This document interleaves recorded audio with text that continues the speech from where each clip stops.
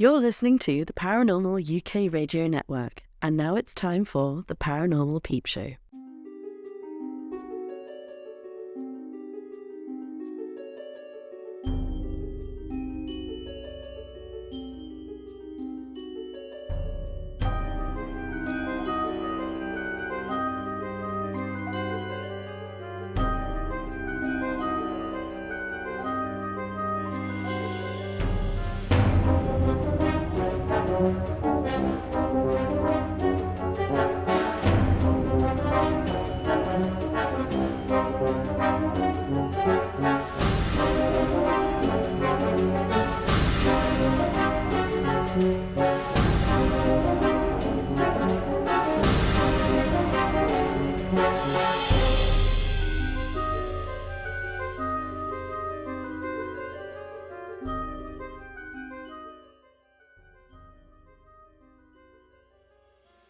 Hi everyone, welcome to the Paranormal Peep Show on the Paranormal UK Radio Network. My name's Neil Ward and I'm waiting for Andy to turn up, but he's actually will be showing up hopefully later on in the show. He's just kind of tying up the things at the minute. So I thought I'd dive straight in and chat to our guest, which is Rod Millington. Hello, good evening Roderick, or Rod, Neil. like you. Rod is better, yes. I think Roderick was a name my parents gave me to punish me before I'd done anything wrong.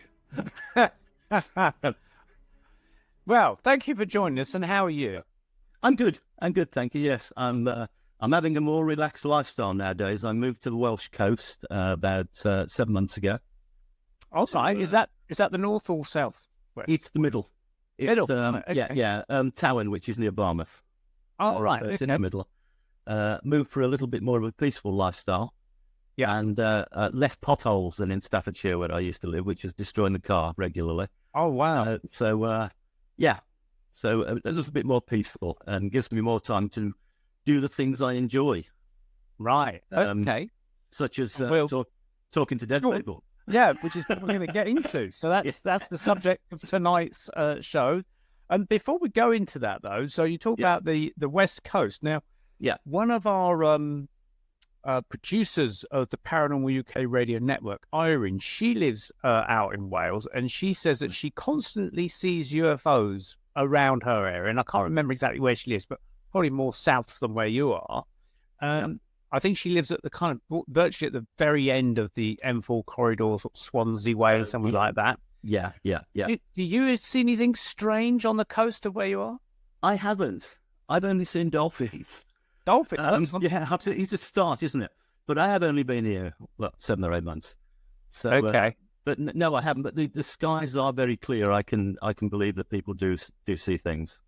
Yeah, because I've heard something about the Welsh Triangle as well, which is people saw some strange things around that. Yeah, I think that is down south, isn't it? Yeah, a bit further south, southwest.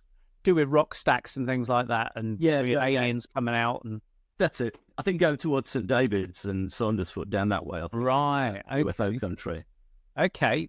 So we're hopefully, fingers crossed, you might see you at some point then. Hopefully, weather permitting and everything. Yeah. So your background though is very different. Is you're into the life after death and specifically what I would understand as what do they call it? Kind of recording of voice. Yeah, it used to be EVP, hadn't it? And then EVP and CDC. Yeah. There are various names for it. And I came into it by pure accident. Right. I'm a business journalist by trade. Yeah. And it was about 20 years ago, and my father had died a couple of years before. And my mother, who's always been into the paranormal and psychic happenings, her mother was a bit of a witch in a nice way. She'd got certain. She said, "Will you come with me to see a certain psychic medium in Wolverhampton?" So I said, "Yeah, I'll go." And I had a reading. And as I was playing it back at home later, I had a message come through very, very clearly. And it said, "Thank God I walk without them pills." Well, my father, before he died, he'd got terrible arthritis. Couldn't walk properly, couldn't open a book really. His hands were in a terrible state. So I thought, well, and he did take a cornucopia of pills first thing in the morning just to function. So I thought, that's interesting. I played it back half a dozen times to make sure I was hearing it correctly. And it was very clear. It was like talking to somebody on the phone. So I thought, can I do this without a medium? Can I just go on and ask a question? So I did. And I asked some pretty daft questions. And then I said, have you seen anybody, like your parents or anything up there? And he came back very clearly and said, Eric's up here with me, his brother. Couple of other things. And then he finished off by saying, my hands work. Hear me, Rick. Well, Rick's shortening to Roderick. When I was little, they called me Rick. Right. And that's what started it. It was, it found me. I didn't go looking. That's very interesting. So did you play the initial recording that you found back to your mum for any kind of verification from her? I did. And she was thrilled. Wow. I played it to a number of people. I played it to my brother, who was an arch skeptic. He calls himself an atheist. And I played it, and he said, I said to him, are you still an atheist now? He said, yes, I am, but I've got a very bad feeling about it. So he was quite, he could hear them. Anybody can hear these things. Yeah, so there's no denying that there's something there, even... No. He couldn't explain it, yeah. Exactly, yeah. I mean, some are clearer than others, but these first three were incredibly clear. Was this just on an ordinary tape recorder or something, was it? It was at the time, yeah. It was actually the medium we went to see, he recorded it on a cassette tape. Yeah. And I'd only got a little tiny cassette player at home. I hadn't got a big player or anything. And I just played it back on that and just listened through, and they just jumped out at me. So did you go back to the medium or let him know that that you'd picked up these voices on the tape? I did. And we met in a hotel, actually, and we had a chat, and he had to listen to them. And being a medium, he wasn't that surprised that they'd gone through. Yeah. But he was impressed by the clarity of these voices. And at one stage, he wanted to sort of go into business with me. Right. Talk about it. But then the third person that was going to be in it had some family problems, and it all kind of slowly fell apart. Right. But he was impressed enough to want to get involved. Right. So this started the ball rolling with yourself, though, to try and dig deeper. It did. And it brought me into contact with the monk. I don't know whether you've noticed that if you've seen the website. I was looking and reading something about a monk. I was very intrigued to find out more. Yeah. The monk is sort of the DJ, if you like. He seems to control all this, but he's also a complete pain in the ass at times. Yeah. Starting back in 1983, way before I picked the voices up, I was staying at a friend's house overnight, and a friend of mine, she'd got a young sister who was very attractive, and I quite fancied her, and we were getting on very well. And at the end of the night, we were just sort of arranging to meet for drinks, and then she sort of looked at me funny and said, there's a monk standing next to you. And I said, no, this is the first time I've heard of this monk. No. Anyway, long story short, the next day she says, I can't go for a drink. The monk doesn't want me to go. It gets worse. 11 years later, in 1994, another lady, I thought, this is the one. And we dated for a while, and then she came over to my home. We spent our first night together. Up in the morning, she's in the kitchen, says, you've got no coffee. Wait there, I said, I'll go down the shops. So I go down, 10 minutes later, coming back, she's standing at the front door with a bag. And I said, what's the matter? She says, there's a monk on the stairs. She said, looking at me, he doesn't want me here. And that was the end of that relationship. Bloody hell. Yeah, I know. So he is a pain. 7 people have seen him. I haven't, which I think is a bit of a cheat, because he's the one that's affected my life. I've never seen him. Right. But he turned up again in 2014. I'd arranged a little group around my house to sort of look at the voices. Yeah. There were just 4 of us. I'd never met any of these people before. I put a little ad in the local press, or I think it was. And this lady turned up, Pauline, who was a psychic medium. I didn't know she was when she turned up. Walked through the door, said hello. Second thing she said was, do you know there's a monk with you? I said, well, yes. She said, well, he hasn't got a hood up, but he looks like a monk to me, and he's ancient. And so this monk has been here, well, seemingly all my life.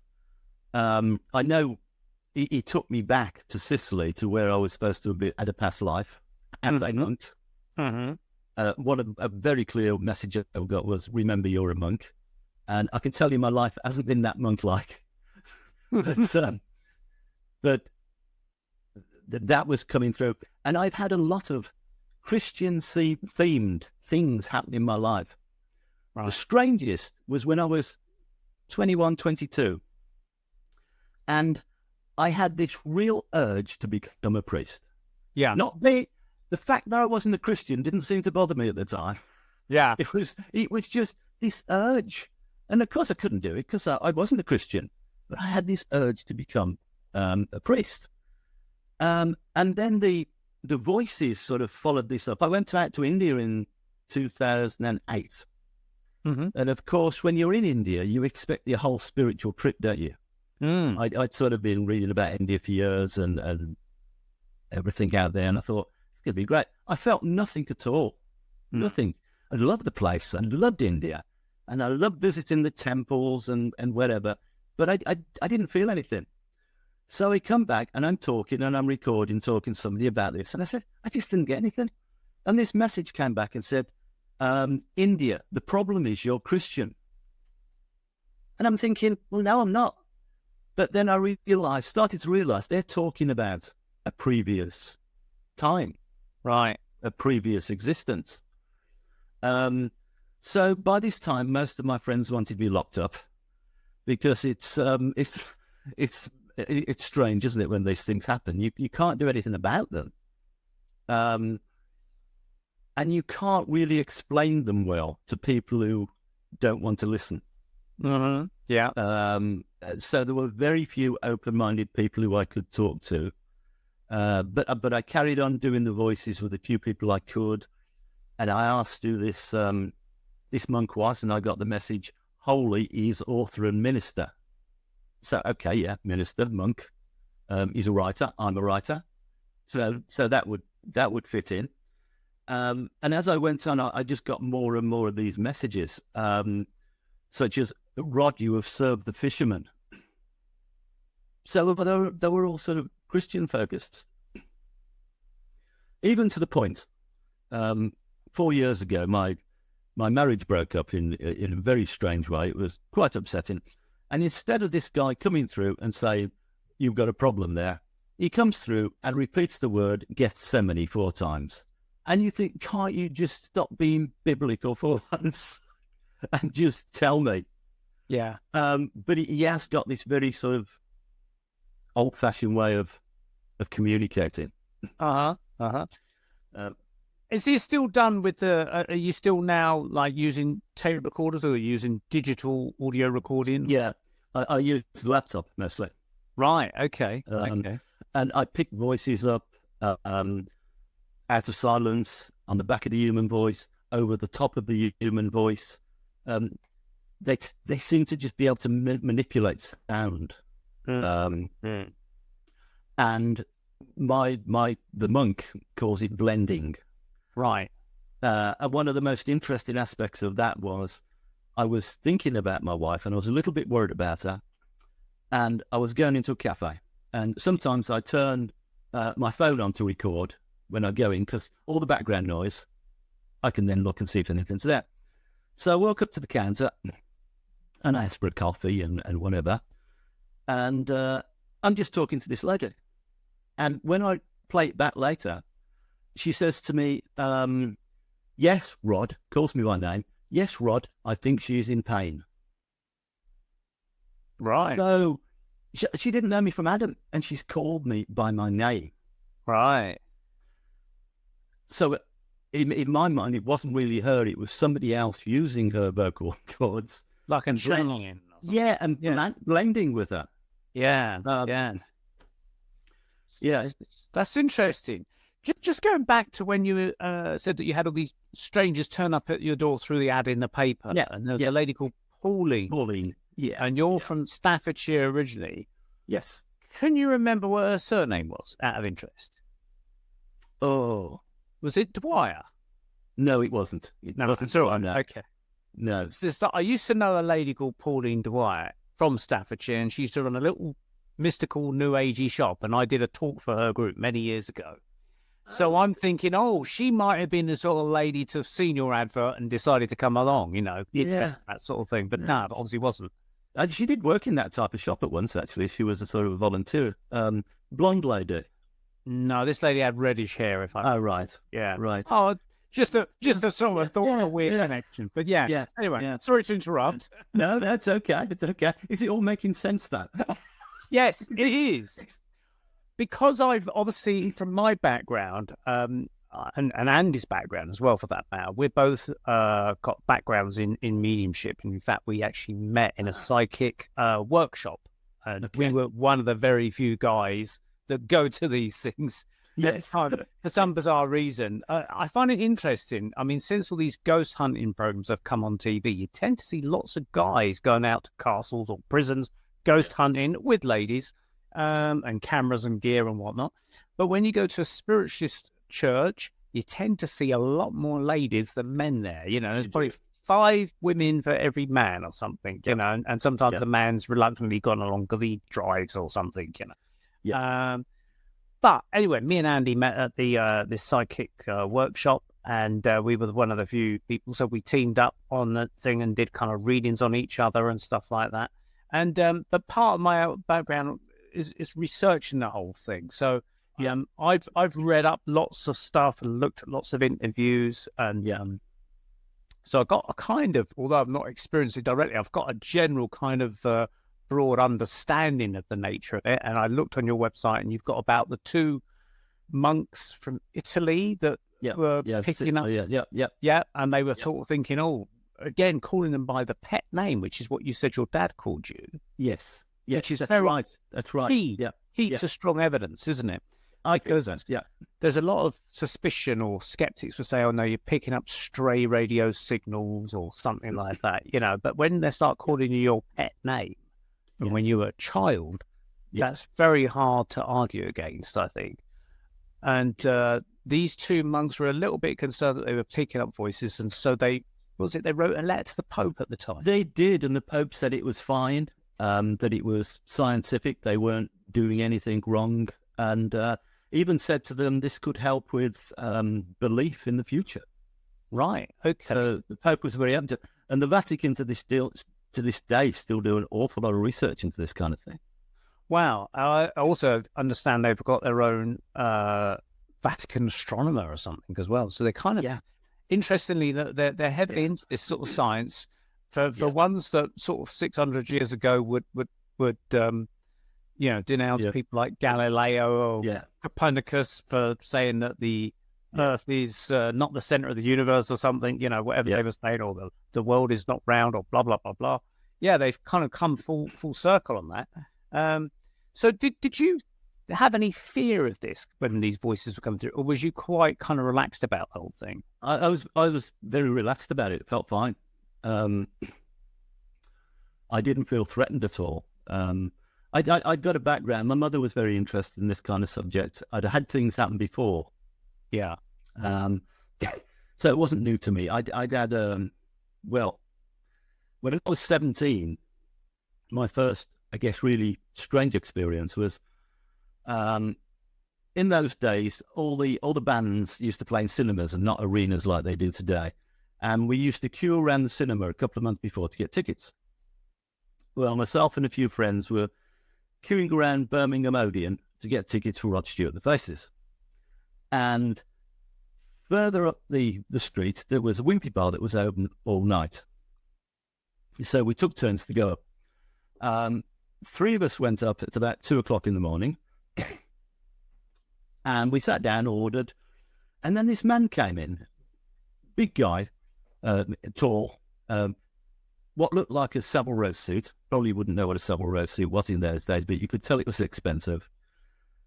Carrying a ghetto blaster, 2 o'clock in the morning. So he came up to us and said, "Can I join you?" So we looked at all the empty tables and said, yes, sure, sit down. And the first thing he said to us was, where is the crypt? Where are the people? Now, this brought out the worst in my two friends who started to, they were rude. They were very, very rude. And I was sitting opposite him. And this was going on for a while. And I tried to change the subject and said, where are you from? He said, oh, I'm just a traveller. Okay. We're at Canterbury Cathedral, and I've recorded the choir there. Mm-hmm. Presses the button, Ghetto Blaster comes on, music comes out, waitress comes over and tells him to turn it off. And then I tried asking other questions, and he was just vague about everything. The waitress comes over and says, because in those days you had sort of table service in fast food joints, and said, what would you like? And he said, nothing for me, please, which made it even weirder. And then I looked down, because I'm opposite, and I noticed his wrists, and he's got stigmata marks on his wrists where they should be. I know they're mostly shown on the hands, aren't they? But the crucifixion was through the wrists. So I'm looking at these, and next to it, he's got this. It looked like a Rolex, I'll say. It was a very expensive watch. And then he turned his other hand over, and he'd got them on both sides. So I'm thinking, this is rude, because I knew by then what stigmata was. As a kid, I sort of read up in all sorts of things. But then the strange thing was, he kept asking where the crypt was, which brought more insults. And then we went to go, and I stood up and I said, see you then, like I did with everybody in those days. And he looked at me with these, and this almost sounds like special Hollywood effects, with these piercing blue eyes, and said, yes, you will. And he turned, walked out. We followed him out 10 seconds later. And anybody that knows New Street in Birmingham would know it's a long, straight street, very hard to disappear at 2 o'clock in the morning. He'd gone. He'd disappeared. Wow. And I don't know who he was. I don't know what that was about. But it kind of also ties in with the monk, the religious theme, meeting somebody with stigmata. So that kind of experience, I guess, that's why I wasn't unduly unnerved by the voices coming out, because I had experiences like that. Right. It was like a grounding for what was to come later on. It was. Yeah. I remember reading about stigmata, and I'm sure you perhaps read it in Reader's Digest magazines and things like that. I seem to recall articles like that of interest. I think that's where I first found out articles about people dying and going out of their bodies on operation tables. Yes. Thank you, Reader's Digest, if you're listening. Yeah. So, no, you never found the mystery stigmata man after that, but no. He said he was going to see you again. So yes, he never showed up, maybe, or not so far. Wow. But he just said, yes, you will. And it was kind of the yes, you will that sends a bit of a shiver down your spine. Yeah. Did you get a sense that he was more kind of interested in you than your friends? Yeah, I think because I wasn't insulted. I felt quite embarrassed by it, actually. It was a little bit odd coming in and not wanting any food, asking where the crypt was. But I didn't feel it warranted what they were doing. I mean, they were lovely guys, but, they were young. Yeah. I guess that's the excuse I'd give. And I was sitting opposite, and I suppose I did get that little bit more of a connection. I was the one trying to ask the questions like, where are you staying? No, nowhere. I'm passing through. What, 2 o'clock in the morning in the middle of Birmingham? Where are you? What? In a wimpy barn, you don't want feeding. Now, for the American listeners that are wondering what we're talking about, wimpy bars. I haven't seen them in a long time. I don't know why they exist. But they were the British version of McDonald's, if you like. That's it. Yeah. And I remember a friend of my brother's who came over to visit him from the States couldn't believe it when he saw a wimpy bar. He says, who knows going to call their bar a wimpy bar? Yeah. Yes. So that's what they were called. But I think they must have gone out of business. But yeah, they did shakes, the whole thing like that. And obviously ghosts in this particular case, or paranormal people. Whoever. Yes. Whatever he was. Yeah. Right. Yeah. So, once you transpired and you found out that your dad appeared to be communicating through the recording, did you carry on communicating with him? Was there a continual dialogue, or did that just taper off? That kind of tapered off, although I've heard from him a few times since. Right. But it moved on to other things. Yeah. And it moved on to, with Pauline, for instance, she came literally with notes written on the back of an envelope and said, "This all came to me last night. It's for you. This is from your monk." Wow. Okay. And they were all what turned out to be all places and, all destinations on the island of Sicily. Right. Right. And the upshot is that I was supposed to have had a life there, and I got killed in the 1960-69 eruption of Mount Etna. Right. Right? So I thought, I've got to do a little bit more research into this. So with my wife and my stepdaughter, we sat down and we were talking about it. Could this possibly be true? Because it's very easy to go up ludicrous garden paths with this kind of thing often. You can persuade yourself of things. So I know. I mean, I remember Chicago Tribune had a saying: "If your mother says she loves you, check it out." And I've always been a little bit like that, so I had to check it out. But one of the first voices I discovered when we were talking was the air from the northern slopes got him. Now, most people I discovered afterwards who died on Etna over a few days, they asphyxiated. It was the gases. Wasn't the fire bombs or anything. It was the gases. So that made kind of sense. And it made even more sense because I suffer from sleep apnea. Mm-hmm. My throat is thinner than most people's, and I had the first attack when I was 13. And I don't know whether you know Ian Stevenson's work, the guy from Virginia University who did years and years with reincarnation. I might have seen him on a panel of people talking about life after death.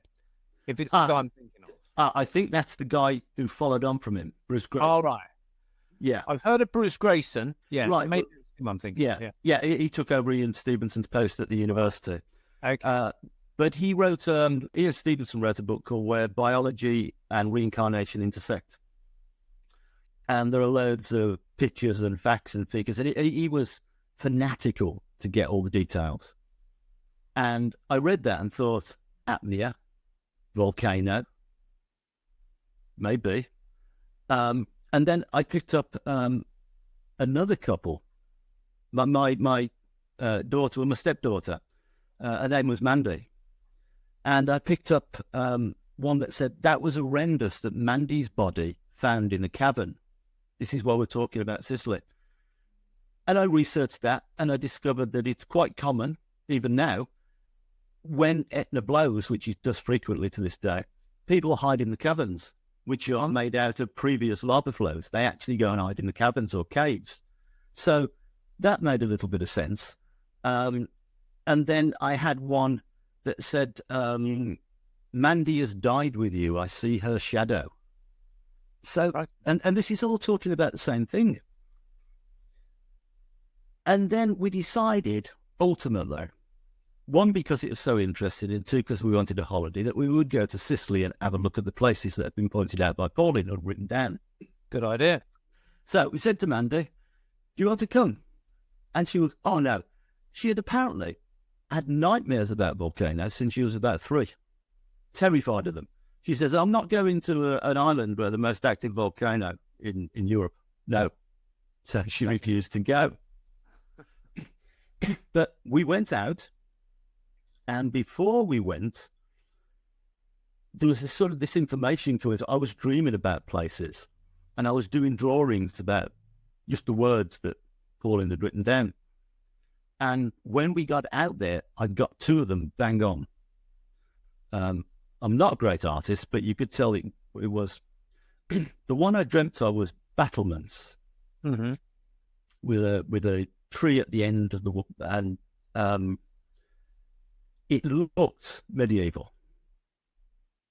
When I got there, these battlements are actually there at the front of the monastery in a place called Nicolosi that we've been led to.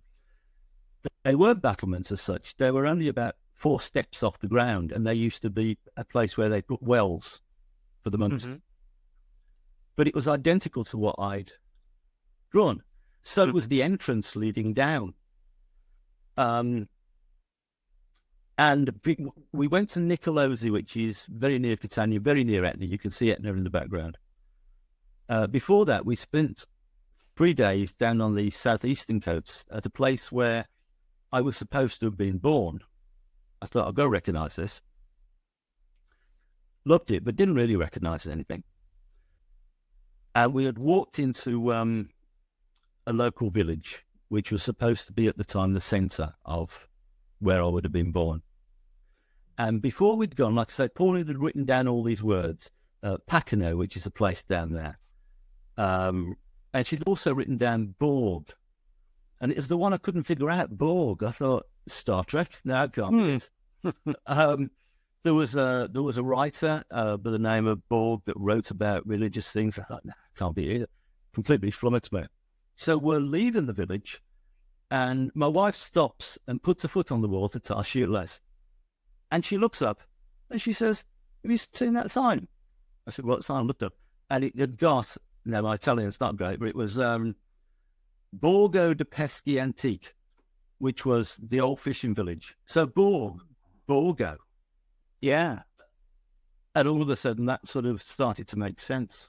There's also the Borgias as well, which was the... There was the Borgias, yeah. Yeah. Nothing to do with them. Yeah. But yeah, that's the only... I mean, it does sound very Swedish, but when you put it in the Italian sense, the Borgias and then the Borgia, there must be an Italian word or phrasing for that. Yeah, but it was, it was Italian for village. And Wow. I'd been led to this place, and there it was, Borgo. There was a letter missing on Pauline's, but I can forgive her for that because the details she sent through was amazing. Wow. So it's just amazing, really, also the weird kind of accident that your wife's shoelace would have to come undone to then do it up on the wall to suddenly look up. Because if it hadn't, she would have walked past that sign and would not know it, No, I tell you what's coming to my mind increasingly over the years, is this idea of determination. Do we really have a choice of what goes on? Is it scripted? And one of the big ones, when I separated from my wife in 2020, we met afterwards. It was fine. And I did a recording in the cafe talking to her. And the thing with these voices, you can actually, what I think is, you can record the soul of the person you're talking to or their subconscious, whatever word you're happy with. And we're talking, she says, this is a sort of soul talking, not, I can't remember. Will I be seeing you a lot? And I came back and I thought, what do you mean you can't remember?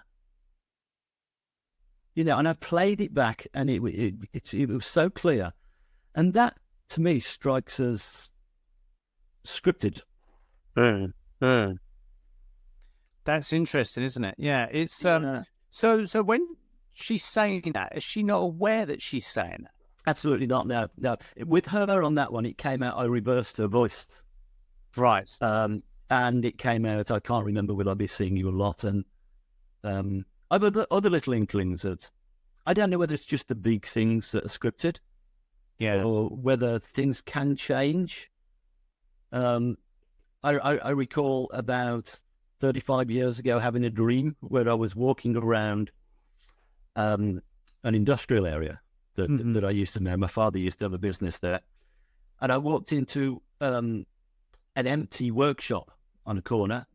There was nobody in there. I walked through a few rooms, and then a voice said in this dream, "This is Eddie's place, but it's not ready yet." Now, I met Eddie 5 years later, and we've now had a business arrangement for 26 years, 27 years. And it's been the most important business connection of my life. And again, you think, okay, I mean, it wasn't a factory, he was a publisher, but even so,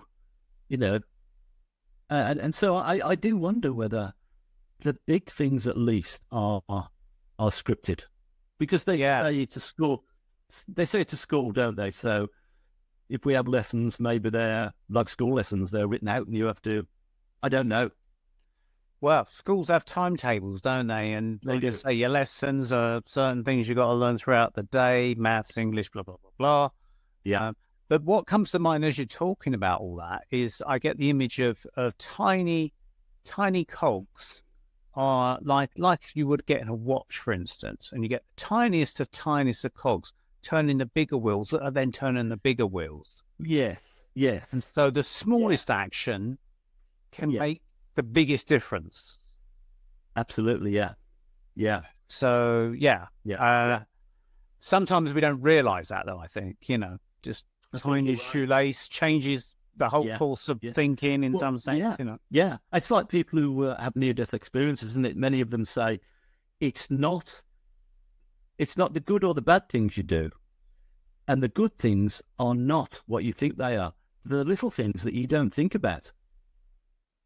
Therefore, the ego isn't involved, and that shows you who you really are. And I find that fascinating. Yeah. You can think, oh, there's somebody, who's homeless, I'll go and give him a fiver or something. But you're thinking about it. But if you do something, that's the important stuff. Yeah, I've read similar things from people that have passed over. I think it might have been through the Leslie Flint website and the book Life After Death that was published in conjunction with these recordings. And one of the people that came through, I can't remember who it was, one of the people said something pretty much along the same lines, saying that you go through a kind of a self-judgment, which is both horrifying and absolutely wonderful at the same time.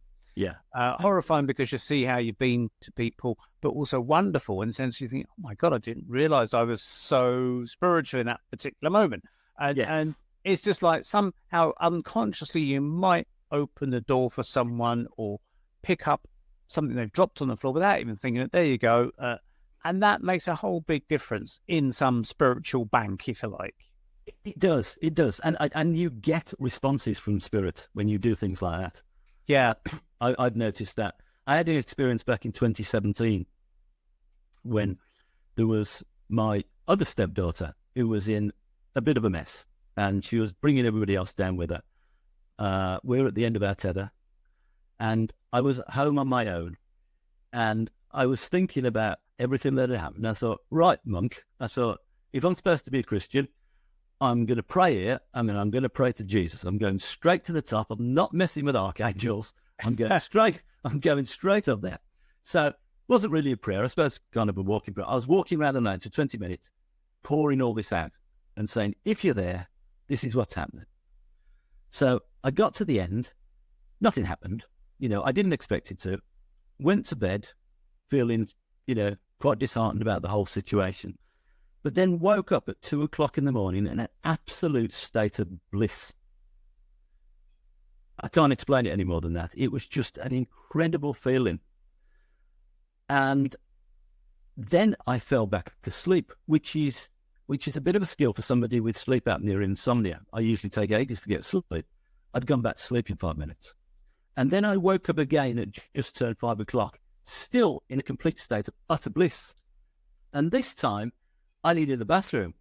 So I got up and I was in the bathroom. And I think if there's a Guinness Book of Records for having a mystical experience while taking a pee, I'm in the running. I really do. Because I'm in an absolute state of bliss having a pee. And then I went back to bed and again quickly fell asleep. Woke up at 7:00 to start the day and gone. But it's like this concern about somebody. And it wasn't the prayer I done it was the concern about somebody. And the universe responds. I do believe that, and I think it happens to everybody, but most people don't notice. So did anything kind of different switch in those weeks after that? No, it got worse. No, the whole situation went downhill. But it was almost like somebody saying, okay, I know what's going on. I've got your back. I'm here, sort of thing. So it was moral support, but it didn't help the situation.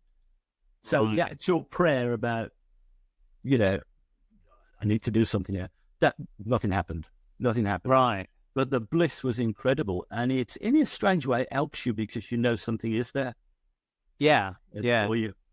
Yeah. It's funny, years and years and years ago, this would be about 1990-ish, 91, something like that. I remember just one day, and I don't know what caused it, what brought it on, but I was walking around in a similar state of, not bliss, I would say, but a state of where I seemed to be, I had a heightened state of awareness that I seem to love humanity, which I don't normally go around feeling. No. But I love everyone. And it's like, whoa, I'm beaming this love to everybody, and I just don't understand what's going on. It's like some sort of hippie switch had been thrown in me. And I couldn't understand it. And then the next day, I went back to normal. Couldn't explain it. Didn't know. Yeah. Weird. Yeah. And you couldn't tie it down to anything that you'd done, or just random? No, absolutely not. There didn't seem to be anything. Now, it looks like won't be long, Andy says. So Andy will be joining us soon. So he's just messaged me to say he won't be long. So about maybe the next 5 or 6 minutes, we'll bring him in. So we should keep going until then. So yeah, there was nothing that explained that blissfulness. I wish I knew. I just still carried on the psychic development, and nothing kind of came through to kind of confirm that or anything like that. So it's a bit of a strange. Yeah. They are. Did anyone kind of confirm it in any other way for you through like the voice recordings that you've picked up? Not really, no. It was stood on its own. Right. And since it was such a wonderful feeling, I've got to be honest, I've tried to repeat it. I thought I'm going to try this prayer again. No, it was a one-off. Little bit like Man in a Wimpy Bar, I think. It was just one of those that, because it was quite a big thing. It's something you don't, something you don't forget, do you? It stays with you. No. Yeah, that's right. Yeah. I mean, you don't know what makes it happen and what makes it go away and why won't it come back? Because it would be nice to have again, you know. It would. Yeah. It would. I do have, back in 1983, in January 83, I did have a mystical experience that lasted a full 8 hours. Right. Which really did kick things off and change my life totally. Because before then, I'd gone a little bit materialistic, looking at how I could make the big bucks. And again, I was staying with friends, and 1 o'clock in the morning, I was sitting up with the lady of the house who I used to go to school with. And we started talking about things that go bump in the night. We didn't know a lot in those days. Mm-hmm. And I just made the suggestion. I said, you know those tingles you get when you're in a beautiful piece of music? Could that be a link to the great beyond, to the divine? And as soon as I said it, they weren't tingles. It was like being in an ocean of electricity. Right. Tears rolling down our faces. We discovered we could actually reach out and pull the energy through us, feel it pass through our bodies. Whatever was with us was sentient. It responded to certain things. And I recall that the most impressive thing, because this is going back to what we were saying about these bliss situations and getting responses. At around 4 o'clock, she said, I wish Mike, who was her husband, was here to experience this. He'd gone to bed. And as soon as she said that, the power of this electricity, as I called it at the time, in the room, rose to such a degree, it threw her off her feet. I was sitting in an armchair, I was okay, but I thought I was going to explode. It was a mixture of absolute fear and sheer beauty. It was a strange mix. And it had responded, perhaps a little bit too much, to the fact that she was caring about her husband and wanted him to experience it. Yeah. And I think that's the same as I was caring about my stepdaughter and the bliss thing. She was caring about her husband, and wow, there it is. So, I mean, that's another reason why the voices didn't surprise me when they came up, and it didn't disturb me, because I'd had that experience as well. I have had a very strange life. Someone who hasn't gone looking for it. Yeah. So this mystical electricity, the word. So she felt it exactly the same way as you, or did she have a variation? No. As soon as it came up, we just looked at each other. It was just shock. And tears were rolling down our faces, not through emotion, but through the power. Yeah. Power of the thing. And then until 9 o'clock in the morning, it stayed with us. We didn't see anything apart from a what I call a cobalt blue ball of light, which appeared at one end of one wall at the top and shot across, stopped and disappeared. That was the only thing we saw. We did have a little black cat in the room with us who seemed to be having a great time, purring like a combine harvester. But it was mostly this energy. Again, it's one of those things that's hard to explain. But it was, people have suggested to me, well, it was the Holy Spirit. And you think, well, but then you think, well, it felt like the Holy Spirit should feel, I guess. But I'm not really happy with those kind of labels. So I've carried on calling it spiritual electricity. I think that's a safe bet, actually, because I think all these experiences, they're, from whichever kind of background you come from, you'll dress it in your cult beliefs. Yeah. I'm not a Buddhist or mystic or anything like that. And the only thing I can definitely sort of say, well, it might be this, it might be that, is I've heard of the chi energy, which they talk about in Eastern religions, and like the to do with your meridians on your body from acupuncture and that kind of stuff. And then also when, for instance, you describe it as electricity, there's something that Robert Monroe described, who was an out-of-body traveler. When he used to set off the vibrations, as he called them, to induce an out-of-body experience. And I've felt similar things when I've kind of channeled stuff where I'd get a pins and needles tingling going through my arms, and then eventually my arms went numb and were taken over by something. Now, whether that's the same thing or a variation of that energy, stepped down or stepped up, I don't know. But everyone tries to couch it in their own frame of reference. They do. I think it is all the same thing. I think what Christians call the Holy Spirit, what Indians call prana, like I said, Chinese call chi. I think Muslims call it barak. I think it's the same energy. I think there is a universal energy, and I think it's in everything. Yeah. Bit like the Force in Star Wars, isn't it? Yeah, it is, isn't it? Yes, it is like the Force. Yes. Yeah. Except you can understand whether people have kind of almost mystical experiences watching that when they're really into it, don't they? I think the Force in Star Wars was probably kind of, it might have given some exposure to some sort of mysticism to some people thinking, well, is there such a thing as the Force, Yes. Yeah. And it's not just there for lifting up rocks or something, Yeah. No, I think it is. I think it is a universal thing. I think it's what creates whatever that is. Yeah. It's a creative force. Did you get an answer, or your friend get an answer through this 8 hours, sort of thinking, okay, what is this? And nothing came through to explain what it was? Not really, no. We were a bit naive. I was 26 at the time, and we didn't know. If it happened now, I'd ask all the right questions. Yeah. But then we were just sort of basking it and just asking the, occasional things, and certain things would happen. So it was a missed opportunity in a way. But it was just, it just enveloped us. And when we spoke about things like love, it kind of, the energy went up and almost wrapped us in something. That's interesting. We overdid it a bit then because we kept talking about it, and I think he got fed up. But we did sort of talk about that kind of thing and found that it responds to love. Interesting. That's its big thing. Go on. Yeah. No, I said, I'm sure it doesn't care what religion you are, where you're from, what your beliefs are, whether you're an atheist or a priest, it doesn't matter. Love's the thing. Yes. Yeah. I think that's probably a very good way of putting it. Also, the other thing I was going to suggest is that it started at whatever time, 1 o'clock in the morning? Yeah, 1 o'clock, yeah. 1 o'clock. 1-ish, yeah. And went right through till about 9 a.m. 9-ish, it was light, and Yeah. Now, it's just interesting that seances have to be physical seances, tend to have to be done in the darkness because they say that physical phenomena is very sensitive to daylight.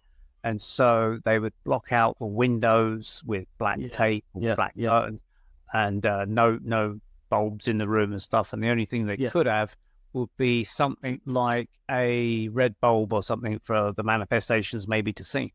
Yeah. And I find it interesting that your vibrational mysticism love effect was coming through from the sort of the twilight hours. It was. And I wonder if that could be something to do with the fact that the power of the daylight would diminish it in some way. I don't know. Maybe. I mean, we had all the lights on. The curtains were closed. Right. All the lights on. If they were on, we were just talking. We never thought about turning them off. No. So the lights were on all the time. But you're right. It happened when it should happen in a way, traditionally when it should happen. Yeah. In Douglas. It's interesting because there was a guy that on our radio station some years ago talked about that when he was a young lad, about 8 or 9 years old, he lived in, I believe it was a former undertaker's funeral home that had been converted into a house. And he said he woke up one night and he saw a coffin with the lid off and a blue light coming out of it. I think it was like a psychic experience. It wasn't physically there, but that's what he said he saw. No. But another time he said he looked out and he looked across at the garden where his swing was in the back garden. And he said that he could see what looked like a funeral procession going across the back of his garden with a man with a top hat, and he had sideboards, and he was swinging a stick, Right. Yes. They're bringing the coffin across. But he said as the moonlight came out from behind the clouds, the image would fade off.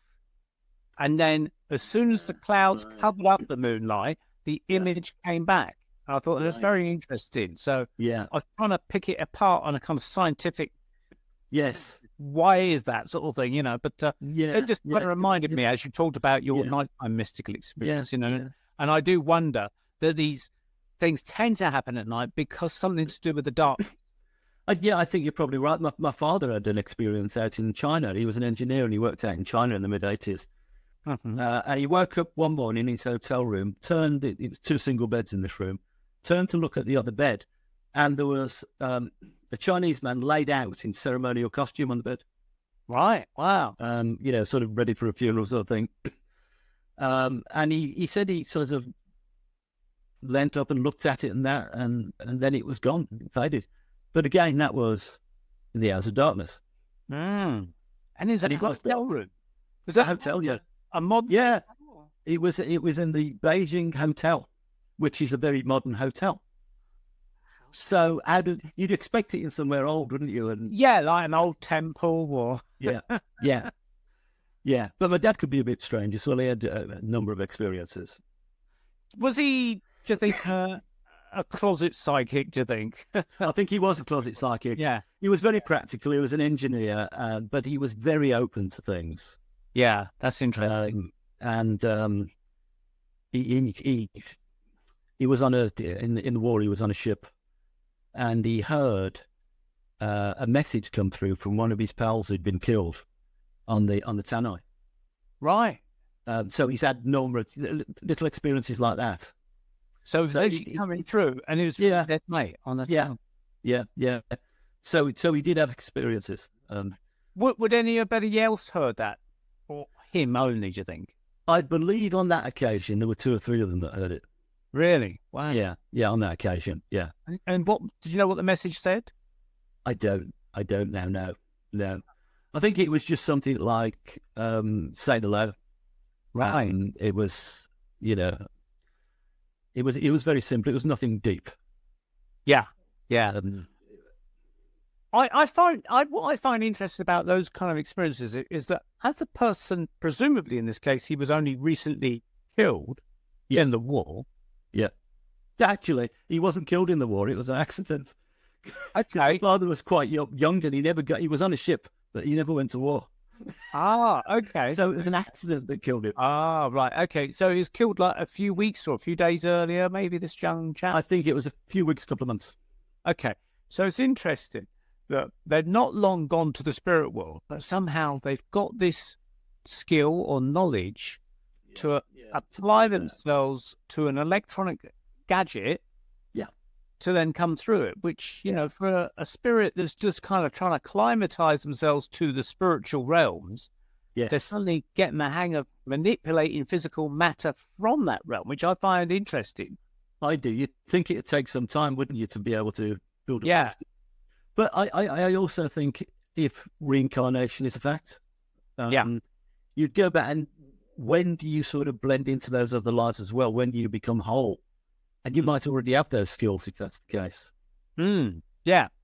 Or someone on the other side is advising you how to do it. Looks like Andrew is here. So let me just see if I can bring him in. Okay. Yeah, are you there? Hello, can you hear me? Yes, we can. Okay. Hello, how you doing? Yeah, good. Yeah. This is Rod, and I've just been talking to Rod, and Rod does a lot of EVP, ITC recording of spirits and things. Oh, right.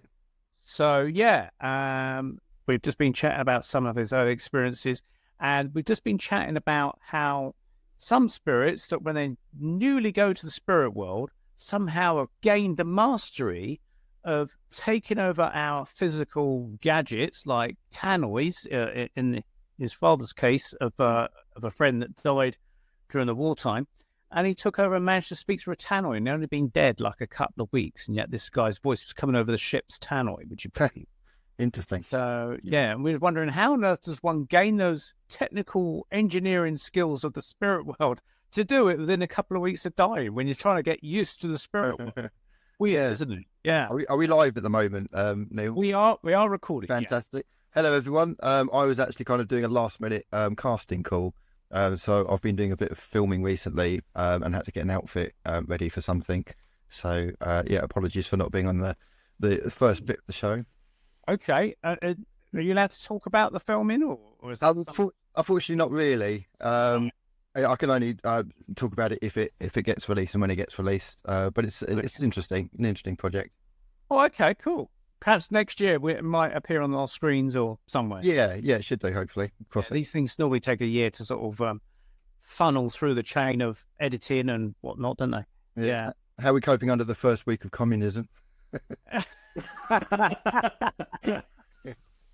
Nothing much has changed just yet, but I'm sure things will. But I should say, for people that are listening, we are recording this in July, about a week after the general election. But this show is actually going to go out, let me think, in August. So by that time, communism will be well and truly established. It will. Yeah. I think the honeymoon period will fast wear off. The whole kind of, everything's going to change for the better. That's going to be completely destroyed in about 2 or 3 months. Who knows? Nothing will change at all. Nothing will change. It just so happens that both Rishi Sunak and Keir Starmer are both Davos members.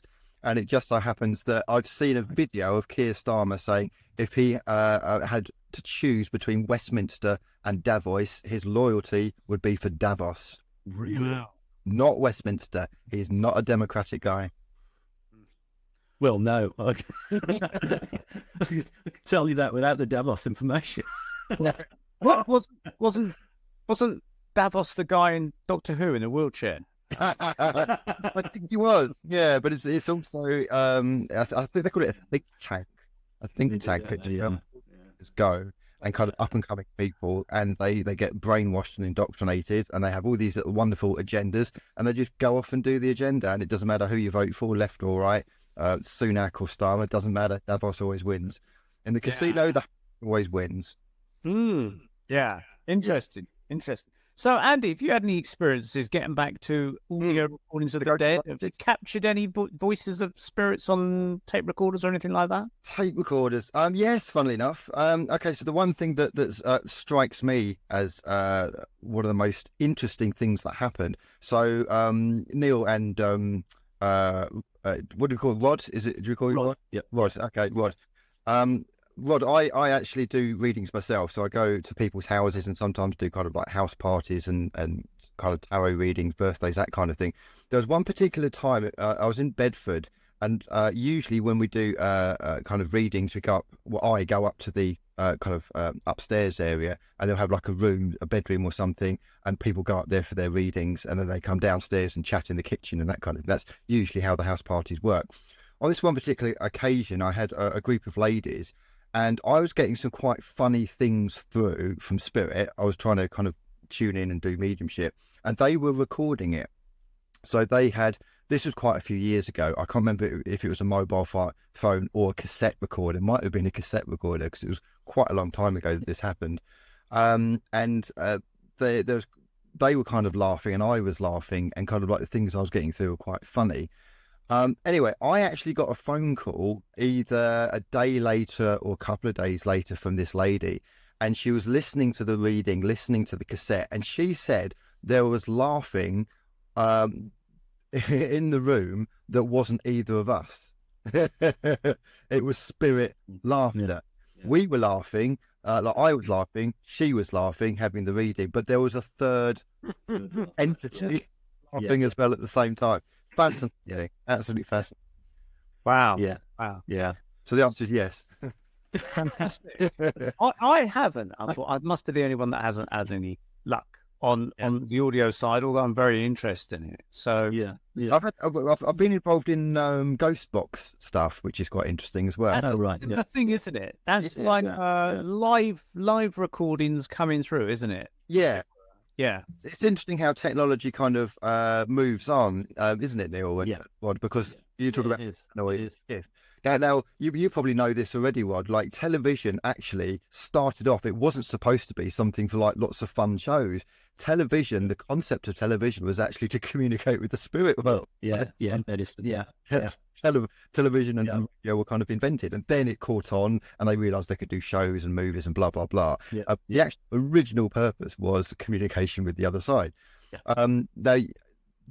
We could then talk about things like phantom telephone calls. So some people have had these odd things where they've picked up the phone and they their dead relative has actually spoken on the telephone. I've had a telephone experience. Have you? Oh God, yeah.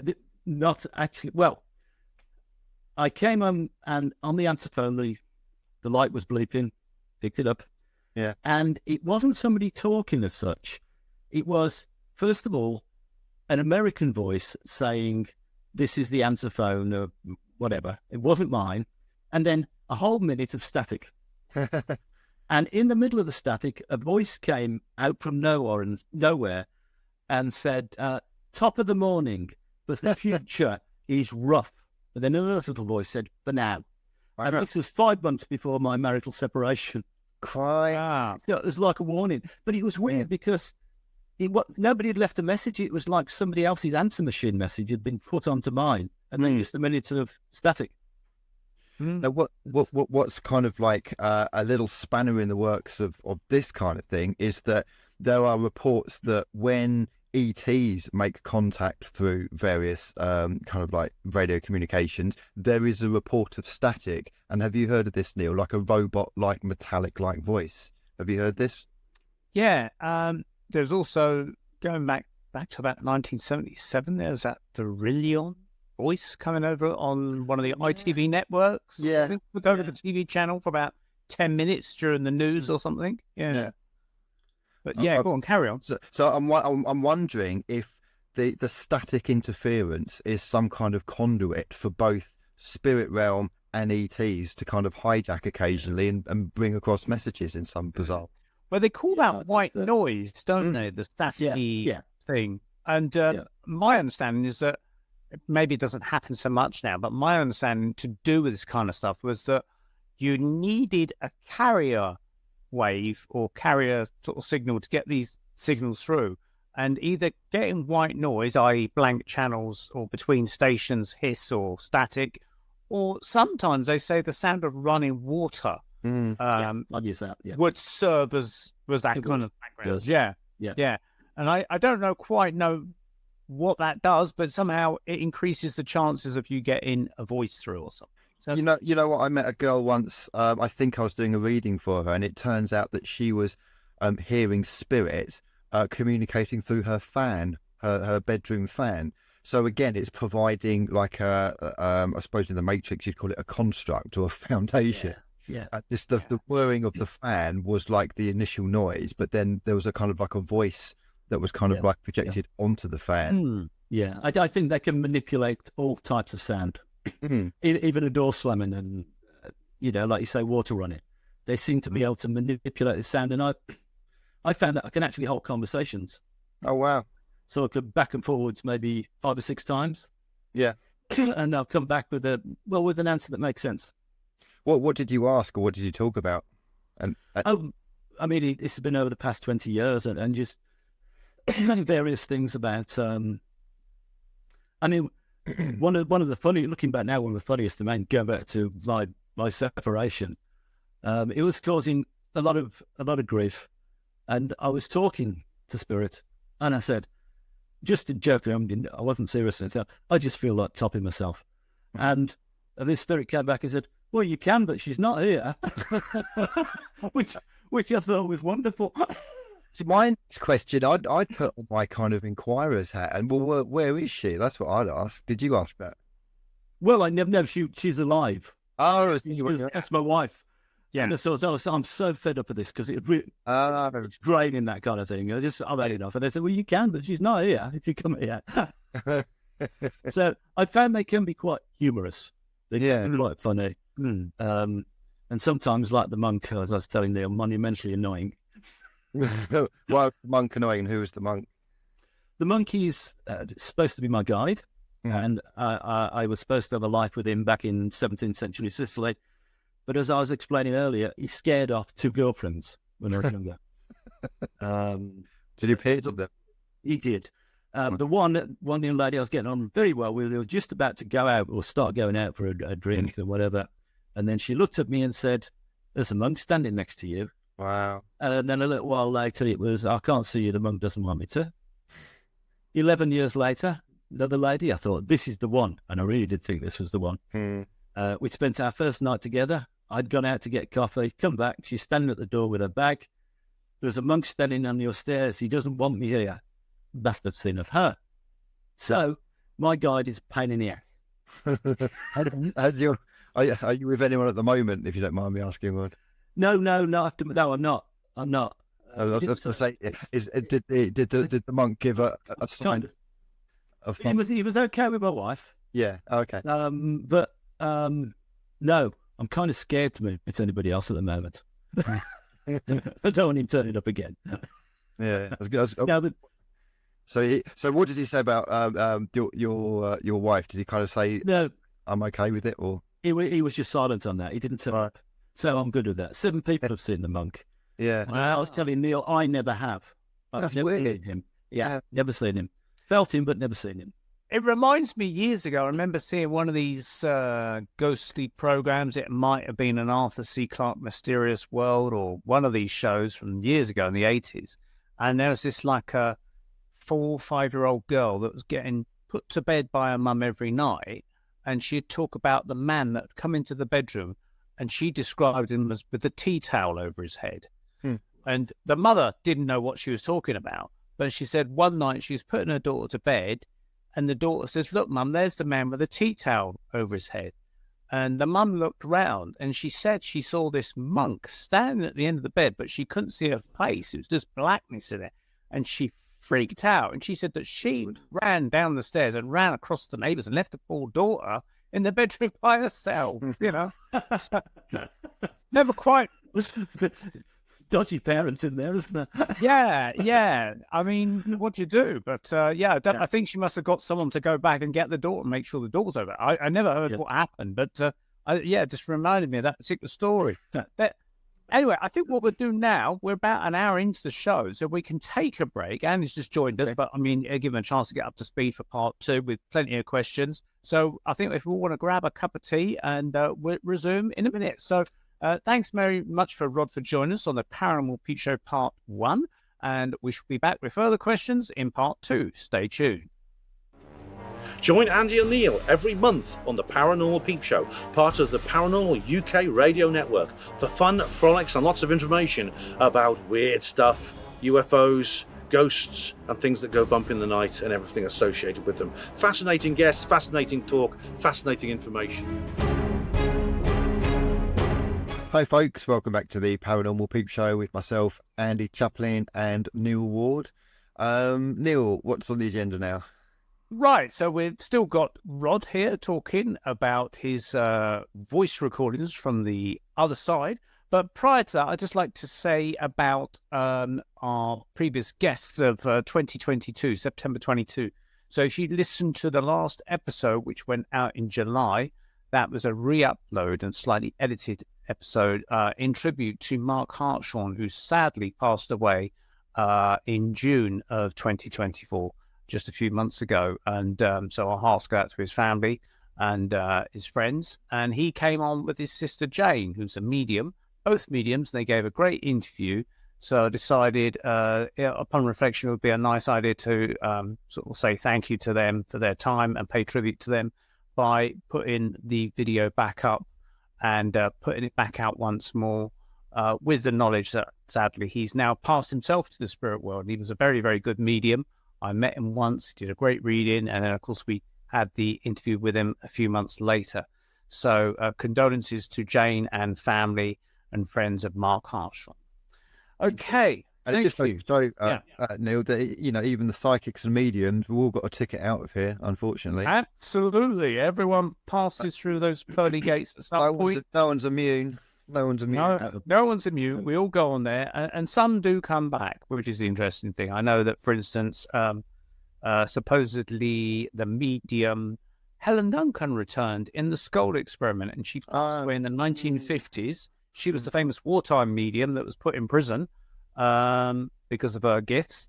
And she sent through an apple, I understood, in the Skull experiment, which I think was a newspaper of the day where she was put in prison. And they tested it and analysed the ink and everything. And it turned out to be from that particular time period, which was interesting. Wow. So there we go. So, yeah, we all do go to the great wondrous other side, and maybe send back our voices one day to tape recordings and things like that. And Rod or someone like Rod's with Rod's skills will be there to record us. So getting back to yourself, Rod, you've obviously got these recordings. Yes. Could you play us a few examples? You said you got some on your phone or something. Yeah. The first one, we were talking about the monk quite a bit in part one. Yeah. And I was told that I was a monk too back in 17th century Sicily. And I had this message come through that says, remember you're a monk. Did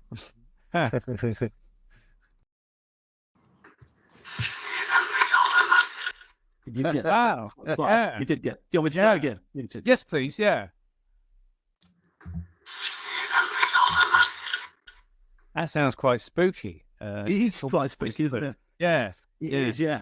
I mean, it's a good job I wasn't a womble in a previous life, because a voice would come through and say, remember you're a womble. If anyone's old enough to remember that corny song. I'm afraid so, yeah. Yeah. So when you heard that for the first time, what was your thoughts when you first heard that come through?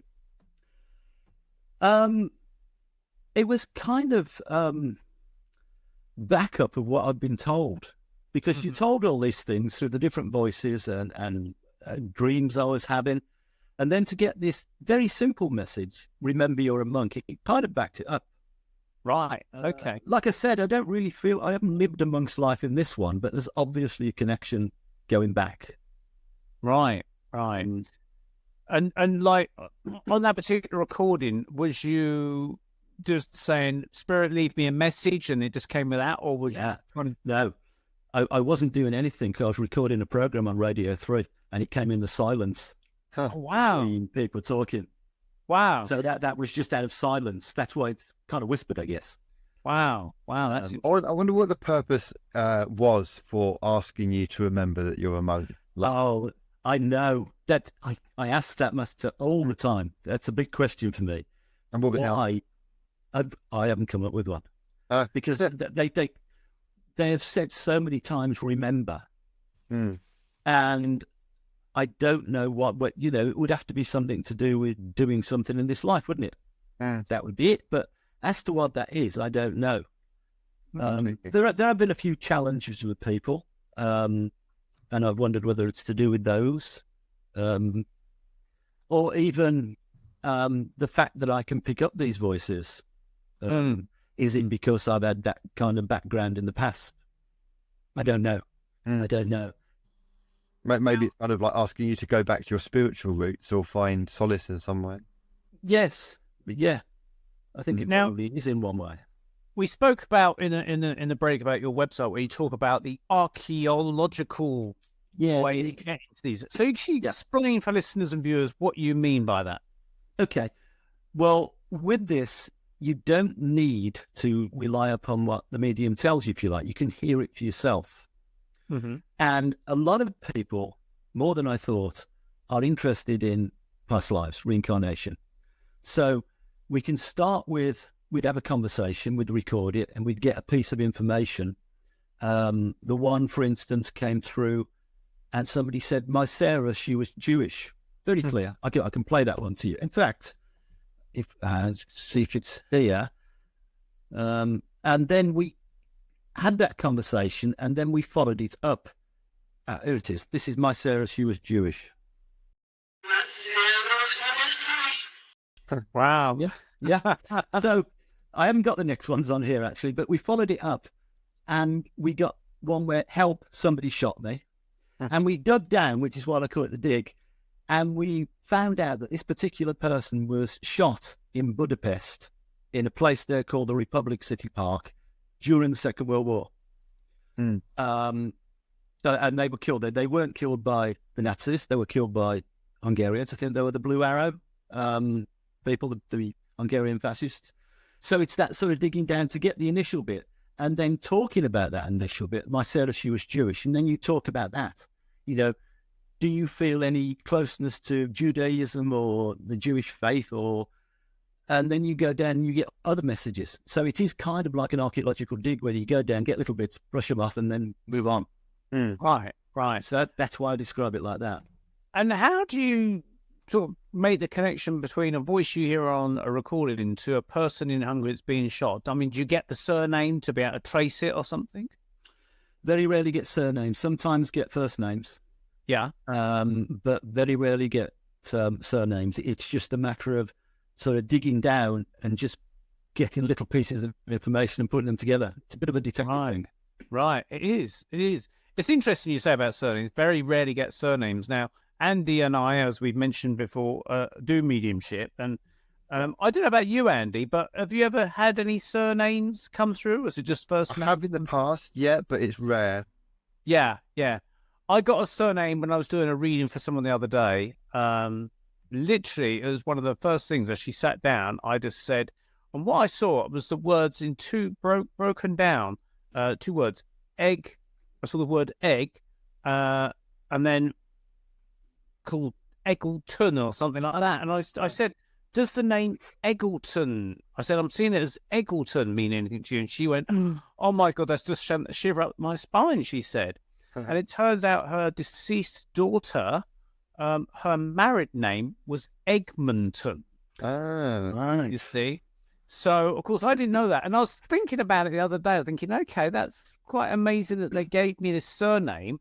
Now, I have heard the name of Eggleton before, so I was wondering whether what they've done is taken a name that's as closest match as possible to the name that they want and said, say this, and it'll be accepted, you know? Yeah. Because, and this is what I wonder about your recordings. Yeah, I think sometimes it sounds, they're just manipulating sound. And so you can't always get it spot on, can you? And I think that sort of instance where I'm wondering, are they maybe in a similar way to clairaudience, clairvoyance, taking the names that exist in your mind, place names, Christian names, and then somehow pushing that onto the tape in some way? Yeah. Because you're acting as a medium. Yeah, I think there is that. But the one I've just spoken about, the Republic City Park. Now, obviously, I know about Budapest. I didn't know there was a Republic City Park. I had to look that up. Yeah. And I'd already been told about that. So that wasn't in my head. Right. That was a completely new piece of information. Why do you think they can only send it in small packets of data, like a quick sentence here and there? I don't know. Maybe they can do. I mean, I've had sentences up to about 12 words, the big ones. Right. That's incredible. And maybe they can do more. Maybe it's my problem or our problem that we can't pick it up. I tend to look at it like it's a long distance telephone type thing. it's kind of, you could just about make out what they're saying, what the words are, but you might miss certain bits of it. That's the way. Yeah. And it depends how it comes through as well, whether it's riding off the back of a human voice, through silence, different sounds. So I think it depends how it comes through. I picked up one out of complete silence, and I have no idea what it means. And it simply says, he's brought us home. He's ever so tired. Now, because, as I mentioned in the first part, I have sleep apnea. I was born with the no threat. So sometimes I sleep badly. I'm very tired. I was this day. I'll play you this one. This is out of complete silence. He's brought us home. He's ever so tired.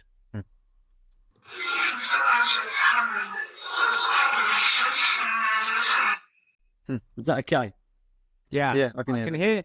I could hear he's brought us home. It's hard to get the second part though. Okay, let's just give me another.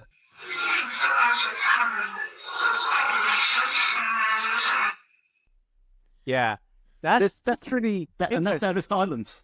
So what I found with EVPs, there's weird voice intonations going, wasn't it? It's because you'd think that you'd think the way that it would be said, it would be kind of he's brought us home. He's ever so tired, but Yes. it's more like he's brought us home. He's ever so tired. It's a strange song, isn't it? It's a strange tone that comes through with the EVPs, and I've noticed that. Yeah. it's almost used as a Stephen Hawking voice synthesizer type of thing. But they're probably not using vocal cords or something. This is my Look, they can't be, can they? Yeah. Yeah. So what they're doing is, and this is my best guess, in the same way that we can artificially modulate waveforms, and we call it synthesized audio or something, and we can do synthesized sounds, is that they're taking those waveforms and somehow reframing them or remodeling them to sound like human voices. I think so. I mean, I spoke about that one where the voice said, India, the problem is you're Christian, when I'd gone to India and I hadn't got the spiritual experience. Although I'm not a Christian, my culture is Christianity, isn't it? I was born in the West. And this voice came through and said, India, the problem is you're Christian. Did you get that one? Yeah. Now that almost sounds like an Indian accent as well. Do you think so? I never thought about that. I'm going to have to listen to that later. Yeah. It sounds like an Indian lady's voice to me, but I might be wrong. Yeah. Where did you receive that? You got that in India, that recording? Or No, I got it back in the UK in Huddersfield, talking to a friend, and it came off that. So, yeah, it did. I almost kind of thought I could detect like an Indian accent of some sort, regional Indian accent perhaps, which is interesting. Now, I remember there's an ITC researcher, you perhaps come across him in your own research, Rod, called Mark Macy.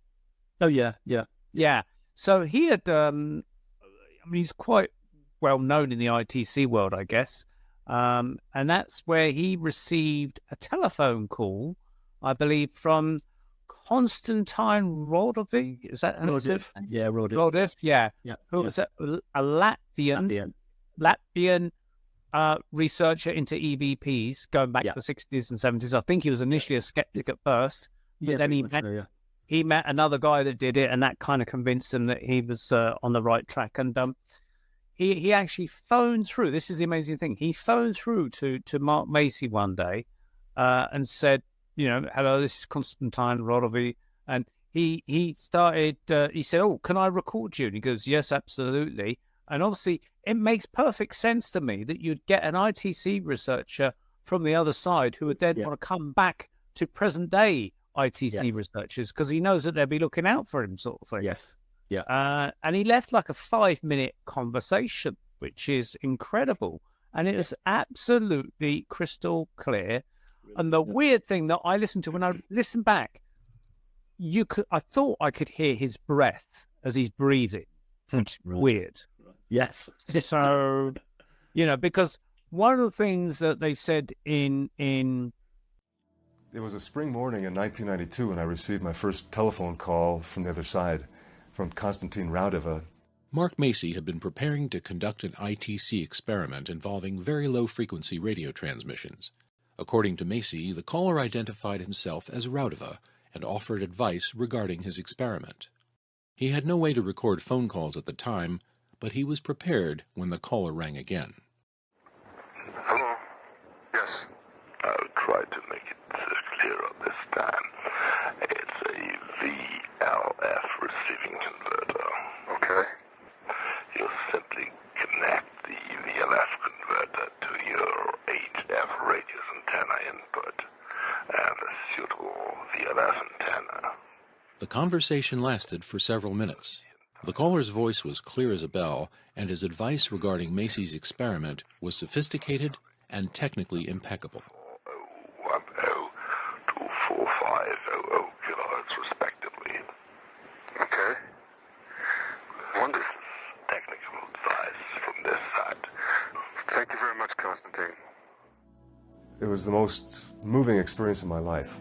It was just very humbling and such an amazing experience to receive contacts from the other side through a telephone. Physical seances, when you've got your Leslie Flint kind of direct voice seance, they produce an artificial larynx with ectoplasm in the seance, and somehow the spirits modulate that and a voice comes through it. But they say you won't hear them breathing because they don't need to breathe. Yeah. You know, it'd be a very hello, no pauses for breath or anything. But on this Constantine voice, you do hear it's almost a very deep, breathy voice, which I thought was really weird. Considering the circumstances. Yeah, I mean, they synthesize the sound. You can almost imagine them sitting there like a little special effects department. Say, we can do breath now. Can we put that on? Yeah. Shall we do the heavy breathing? I mean, there must be loads of to make it more real. There's people that have passed over that done heavy breathing down telephones in their lifetime, you know. Going back to the tannoy situation, I wonder if there's some kind of weird training school on the other side where spirits can go to learn how to interact with physical human things, because they've got to learn it from somewhere. So where do they learn it from? Yeah. They must have the equivalent of an adult education course over there, and you get a little pamphlet through, and you can do basket weaving, flower arranging, speaking back to Earth through tannoy systems or something. Yeah. I'll sign up for that one. You know? Yeah. I do hope you get a certificate. Yeah, that's right. Yeah. Where would you keep it though as a spirit? This is the thing. But so we think that they're modulating the sound in some way, in a sort of a synthesized way. Do they do other? I mean, I've heard that they do sounds of sea and dogs and all sorts of. I think, I mean, all sorts of things. I've found voices like one of the strangest I've got is a family who they had experiences in the house, like poltergeist experiences, and they were wondering what was going on. And so I spoke to them. I recorded it, and I'll play the little clip now. And there's a mother and a daughter talking about a kind of do-it-yourself exorcism they'd done for the son who was doing all sorts of things in his bedroom, right? And you can hear the mother say, "And we really pissed it off." And over the top is the voice of the daughter who's sitting there talking at the same time as her soul voice comes over the top. And she says, what you've done, as if to say, yeah, you have paid it off, but not in the way you think. So, I don't know whether you'll pick this up on here, but let's give it a go.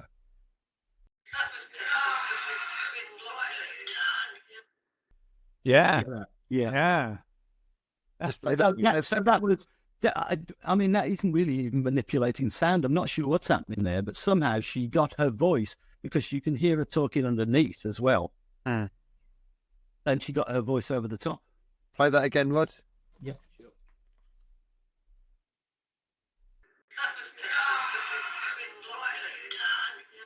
It's not the main talker over the top, it's her daughter. It's the mother who's talking. It's bizarre. No one was aware that was on there until you saw it. Yeah. I was just going through it, and I was looking at in reverse, see if I could pick up at the time I found this. And then I just found a noise, and I thought, that's a bit odd. So I put it back forwards, and there it was. So she has somehow put her, for whatever reason. I mean, what was the reason to do that? I don't know. Maybe to say, well, yeah, you have annoyed it, but you haven't annoyed it in the way you think. You know, Yeah. I don't. Yeah. Yeah. Now, I've been reading some stuff from a French website. I mean, they obviously have it in English for people. And they basically are investigating new ways of communicating with the spirit world. They do various experiments, like they'll set a medium inside a room, something like a small cabinet, and they'll shine lasers across mist whilst the medium's in there, and then they take photographs. And then when they look at all these photographs, they can actually see faces sometimes in the mist, and also they can sometimes see words spelt out in the mist, which is interesting because, you know, the skeptics will say, oh, you're just imagining faces and things like that, but now there are words appearing. But one of the messages that comes through either the channeled mediums or through something, I don't know how they got it through, says that they're going to start taking over artificial intelligence and utilizing the power of AI. And one of the things that made me think about that today was because I was putting our tribute show together for Mark Hartshorn, I thought I'd run it through an Adobe podcast enhancer, which at the time when we originally recorded it a year and a half ago, maybe up to 2 years ago, I wasn't aware of. They hadn't developed it. But since that time they've developed it, so I thought, I'll improve Mark's audio because he was just speaking through a normal microphone on a laptop, which wasn't that great. I'll see if I can improve it by running it through the podcast enhancer. And so I've downloaded the whole video off YouTube, and it's running it through with our soundtrack music as well as the speech. Now, I'm just interested in enhancing the speech. I'm not interested in enhancing the music. Doesn't need to be enhanced. But by default, the AI was trying to automatically enhance the music in some way. But what it was doing, it was mistaking the music and thinking it was a human voice and was trying to modulate it to sound like a spoken word. So what happened was, the result was it came out sounding like a person's singing our theme tune. Which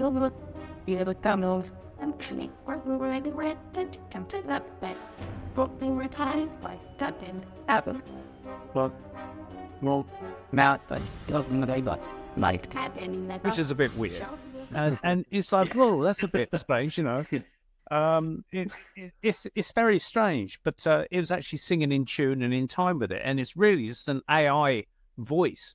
And so when I run our recording through AI, it'll pick up our voices, it analyzes it and reproduces them, but it strips away all the reverb and clears away all that and just presents with a nice, almost studio clarity recording.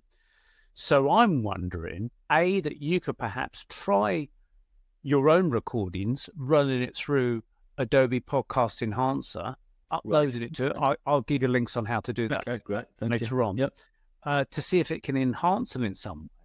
But maybe for future recordings, it might be worth bearing in mind that, especially if the spirits presumably become aware that you're going to try and enhance their audio later on, they might then take steps on their side to try and improve it or do something where you can meet in the middle, so to speak. Perhaps I don't know. Yeah.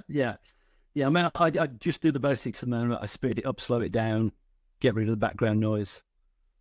But the technology is moving along so fast, I'm sure. Yeah. A lot more. Yeah. So did you get any tips? Do they give you tips on what to do, or like you enhance your mind in some way? Or yeah, I mean, they say at the moment there's somebody or a group that want to work with me, but they can't because they have to raise my vibrations a little bit more. So I do transcendental meditation, so I'm trying to do more of that, and I'm actually quitting the day job this year as well, which I hope will sort of de-stress me a little bit more. What is your day job out of interest? I'm a writer, I'm a business writer, so I write about the Middle East primarily. Okay. So I'm doing all these things to try and make myself a little bit more chilled, I guess. Yeah. As they said, they're waiting for me to do that, and they can't work with me at the moment because I haven't quite got that right. Don't know who these people are. Mm-hmm. So do you believe that in this case you are, because I mean, from my understanding of these things, they say that when you've got these ghost boxes or audio recorders and things like that, you have to have a medium in the link for it to actually work. Do you think you're the medium in this case? Well, they've said to me, you're being given the clever gift of mediumship with their words. Right. So, although I'm not a medium like you may be, I can't do that. Yeah. But in some way, I can pick up the voices where other people can't. So, right. That's interesting. Yeah, because I mean, there was a Bacelli, which was the Italian medium, featured on Calling Earth documentary. I don't know if you're aware of him.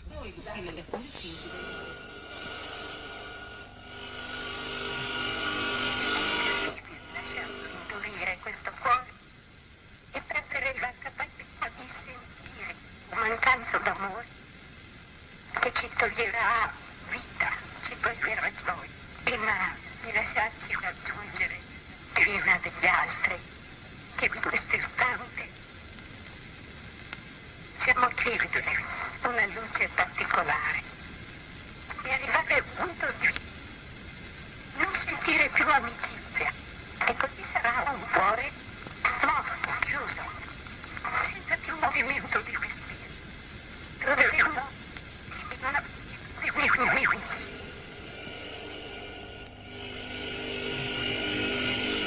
Quando va bene, lo sappiamo, per tutto il bene che puoi fare, controllati in tutto, senza lamento, accontentati di quello che hai. Saluta Guido, ha salutato. È Marco. Chi è Marco? Ciao Marco, mi rispondi? Mi puoi dire se sei con papà? Marco, ti prego.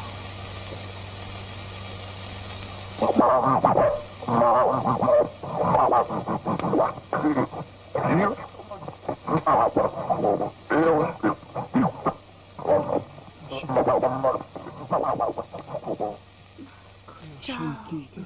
Marco, ciao, ti abbraccio tanto con papà. C'è papà con te? Non dimenticare, tuo figlio, ti do rispettato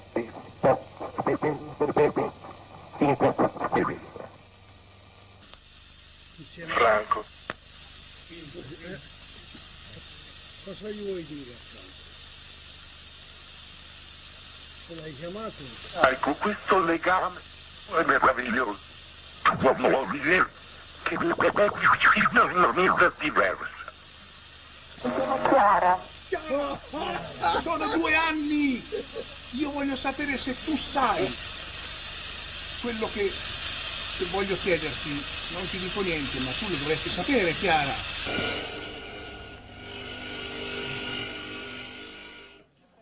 Yeah, he was. I think he's passed over it again himself, but he lived in one of these sleepy Italian regions.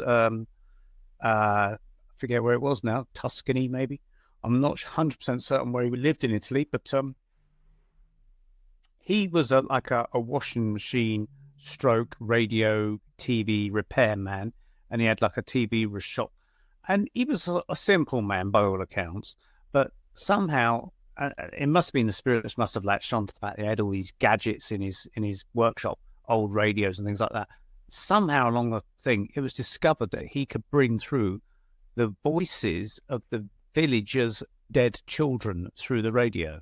Oh, wow. And in this Calling Earth documentary, you'll see the whole village, well, many of the villagers, come to like a meeting room that he's got, and he switches on this old wartime wireless, and you can hear them, hello, mama, or whatever they're saying, in their Italian dialect. Yeah. And there was a scientist there on one of these occasions, and they were sort of saying, well, okay, how's this working? Let's unplug it from the wall. So they unplugged the radio, but still the voices were coming through. And so they said, okay, well, let's take the valves out of this radio. They took the valves out, and still the voices were coming through this damn thing. Yeah. And then again, the whole idea of saying, "Oh, we're just picking up local broadcasts," it was completely ruled out, because when the Skull team from the village of Skull in Norfolk or Suffolk, wherever it was, Norfolk, Norfolk, they I think it was Robin Foy and his wife and a few others flew over and met this gentleman in Italy, and then suddenly the voices changed to English and saying, "Is that our Skull team over there?" And they started speaking in English, and it was their team from the Skull experiments suddenly came through this radio and was talking to them, which I found was absolutely fascinating. And, despite the fact that, skeptics can say what they want, but there was engineers and physicists and all sorts of people there looking at this radio, unplugging it, removing things, and still the voices were coming through, and everyone that was there was convinced that they had heard the voices of their dead children or relatives, whoever it was, Yeah, and that he had to be present. He had to be present because he was the medium. Yes, yeah.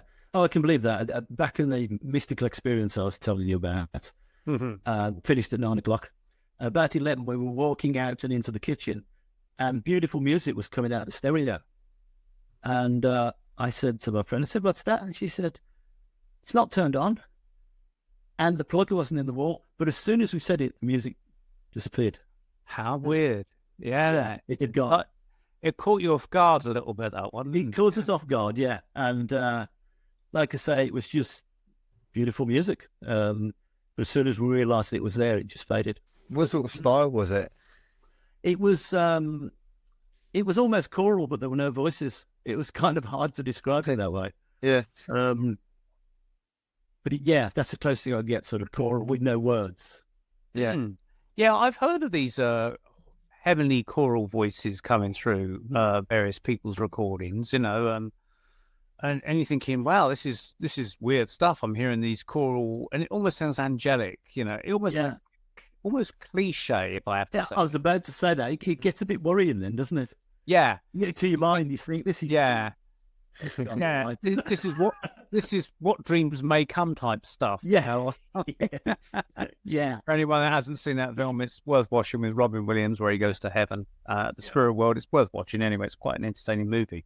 Has any of these voices ever kind of worried you to an extent, thinking I'm tampering with the wrong thing here?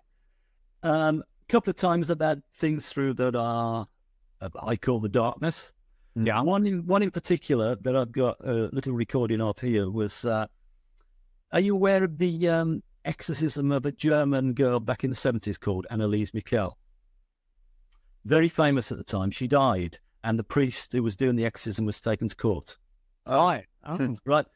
Now, I picked up a clip on possibly YouTube, I can't remember, and played it through. Now, the interesting thing with this story is that in, I think, 2005, 2006, Hollywood made a movie of this exorcism, but they changed it to an American story, and it was the exorcism of Emily Rose. Right. Yeah. So this is like 30 years after the event. Now, this recording is from the 1970s of the girl it was based on.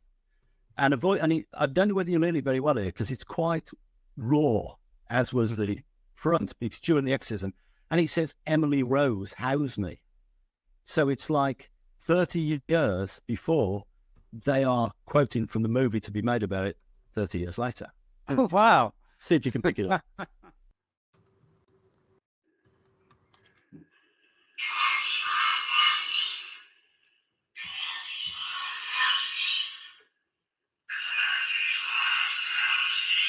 You can't hear that one so well, can you? No, you probably need to put cans on and that and sort of listen to it. But it's, I've slowed it down as well quite dramatically and on the computer, and it just says "Emily Rose, house me," and that sent chills through me. Wow. That predicts the future. Yeah, predicting what was going to happen in the future. Another one that came out of nothing, another person I was working with, and they were getting in trouble, and a voice just came out of nowhere and said, "We're preparing a disaster for her life." Huh.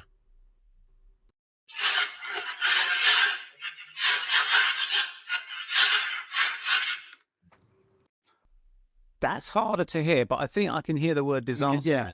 Yeah.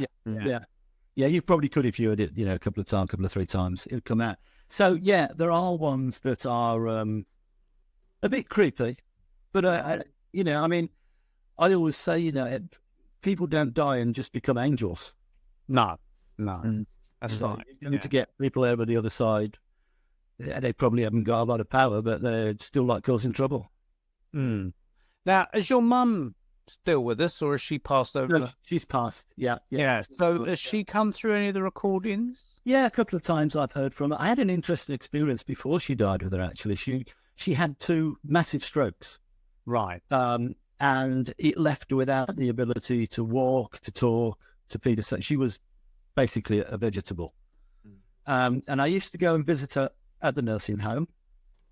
And about 3 or 4 days before she died, I was up there.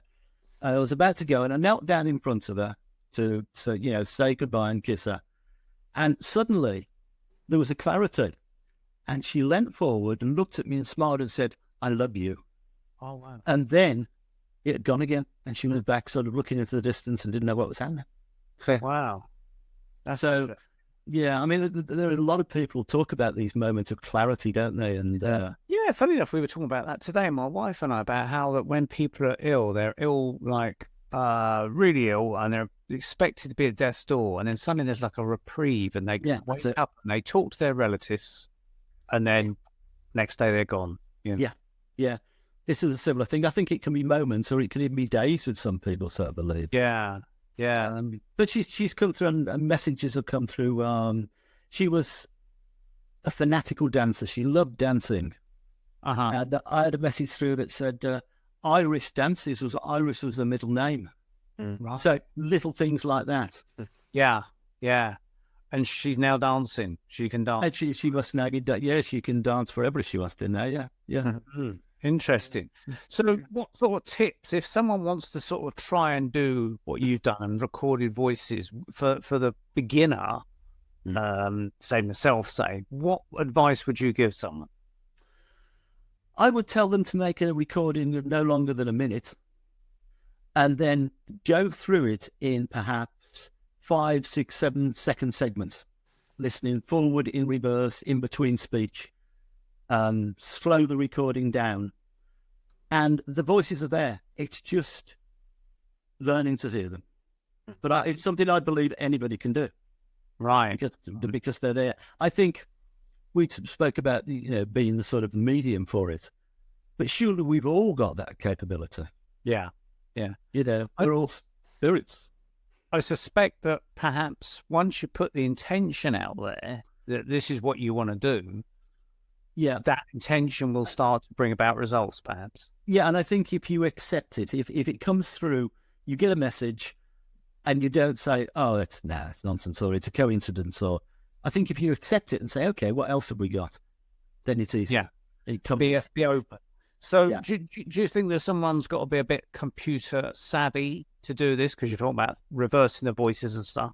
Oh, you saw how difficult it was when I first came on trying to get the microphone to work. So, no, just a simple piece of editing software where you can just record onto it, and you can slow it down, reverse it, clean it up. It'll take a little bit of practice for some people if they're not used to that sort of software, but I think they can learn it within a day or two. Oh, absolutely, yeah. If they're determined to try it, yeah. Yeah, it's quite intuitive nowadays. So obviously in the days when we were just using reel-to-reel tape recorders or cassettes and things like that, this reversing and stuff wouldn't have been possible, would it, really? No. When I started, I was doing it with a little recorder. And but I actually had a little cassette recorder that could reverse. So I could do those two things, forwards and in reverse. Right. I could slow it down. Right. That's where it started. We talked about the TV earlier being developed as a medium for spirits to come through. And I know that there's ITC people that have had captured faces of the deceased on there. Is that an area that you might explore later on?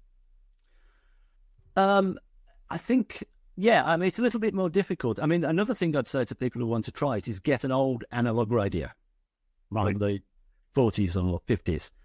One that still plays white noise, and you can get noises in between channels.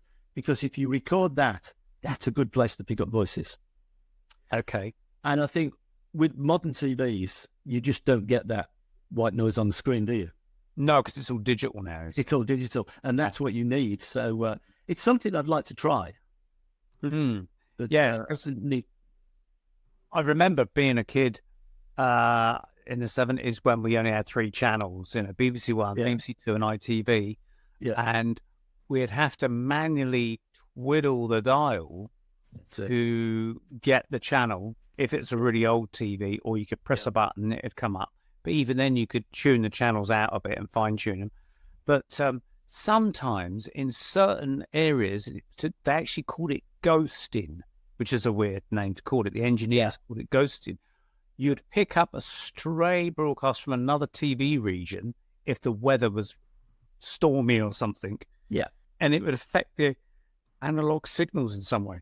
And so you could be watching your favorite kids show, and then some other broadcast would sort of leak into the picture now and again, and then drift out, and you could hear it fading in and fading out. And they'd sometimes put an apology caption up saying sorry about this ghosting effect, and it would clear after a while, which I was fascinated with. But that takes us back to that interruption of that broadcast, which I think was on Southern Television. I'm not 100% certain. I think you're right, Yeah, which was, I know Ben, our friend, has talked about it quite a lot.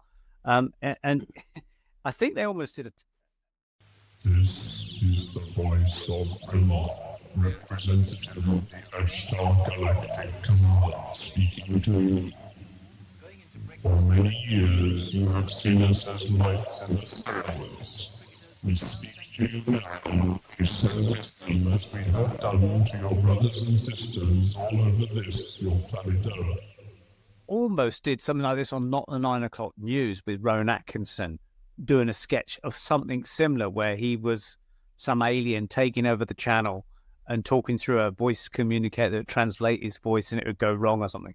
But this original broadcast in 1977 on Southern Television was I think it was a news program. Then it was interrupted for about 8 minutes by this stray broadcast of this alien. I wouldn't say alien. It was an English-speaking voice, but it had a bit of a Doctor Who kind of effect to it or something. And it says, we're interrupting you, this broadcast. I mean, I'm going to try and find it and maybe insert it into our program because it's worth listening to. But it talks about the state of the planet and things like that. And even to this day, no one knows where that happened and how it happened and how they hijacked the signal, which is very interesting because you'd think someone would have owned up to this day, oh, that was me. But no one's come forward. So it's very weird.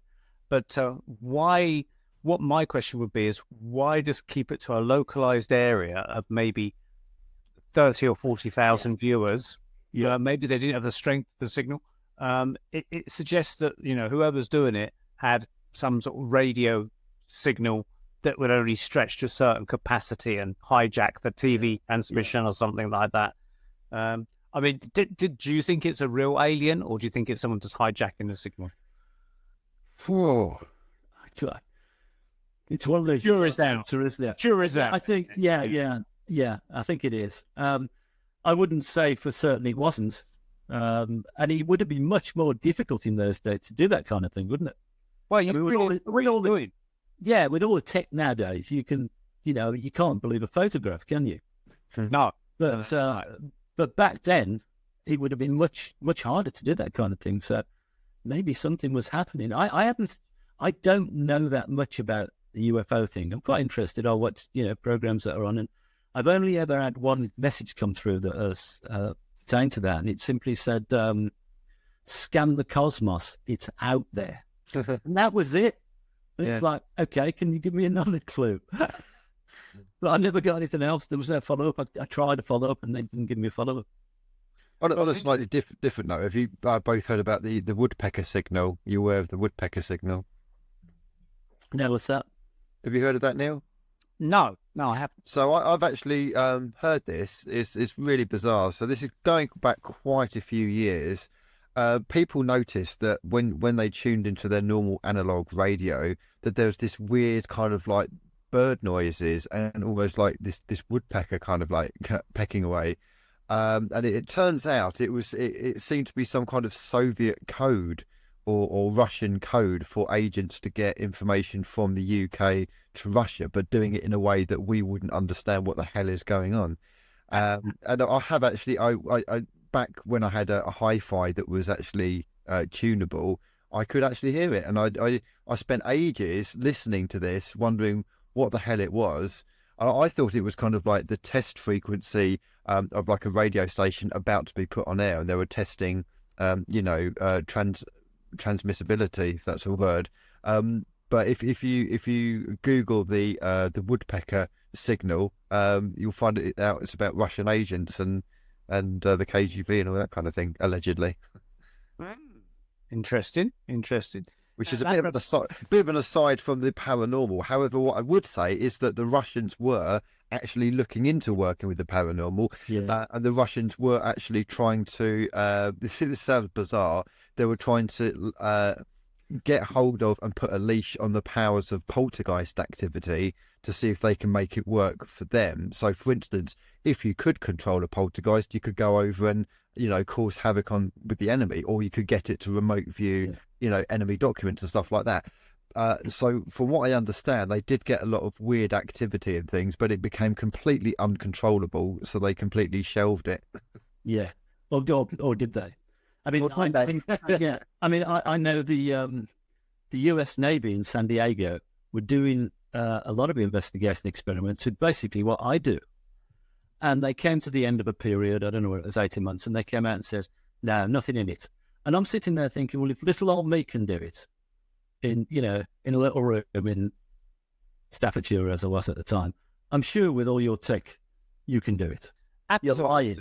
Yeah. You're lying. The stuff there. Yeah, absolutely. Because they have, they've had people like, what do they call these people? Gosh, the word's gone from me. He wrote the book Penetration, where they remote view and that kind of thing, and they're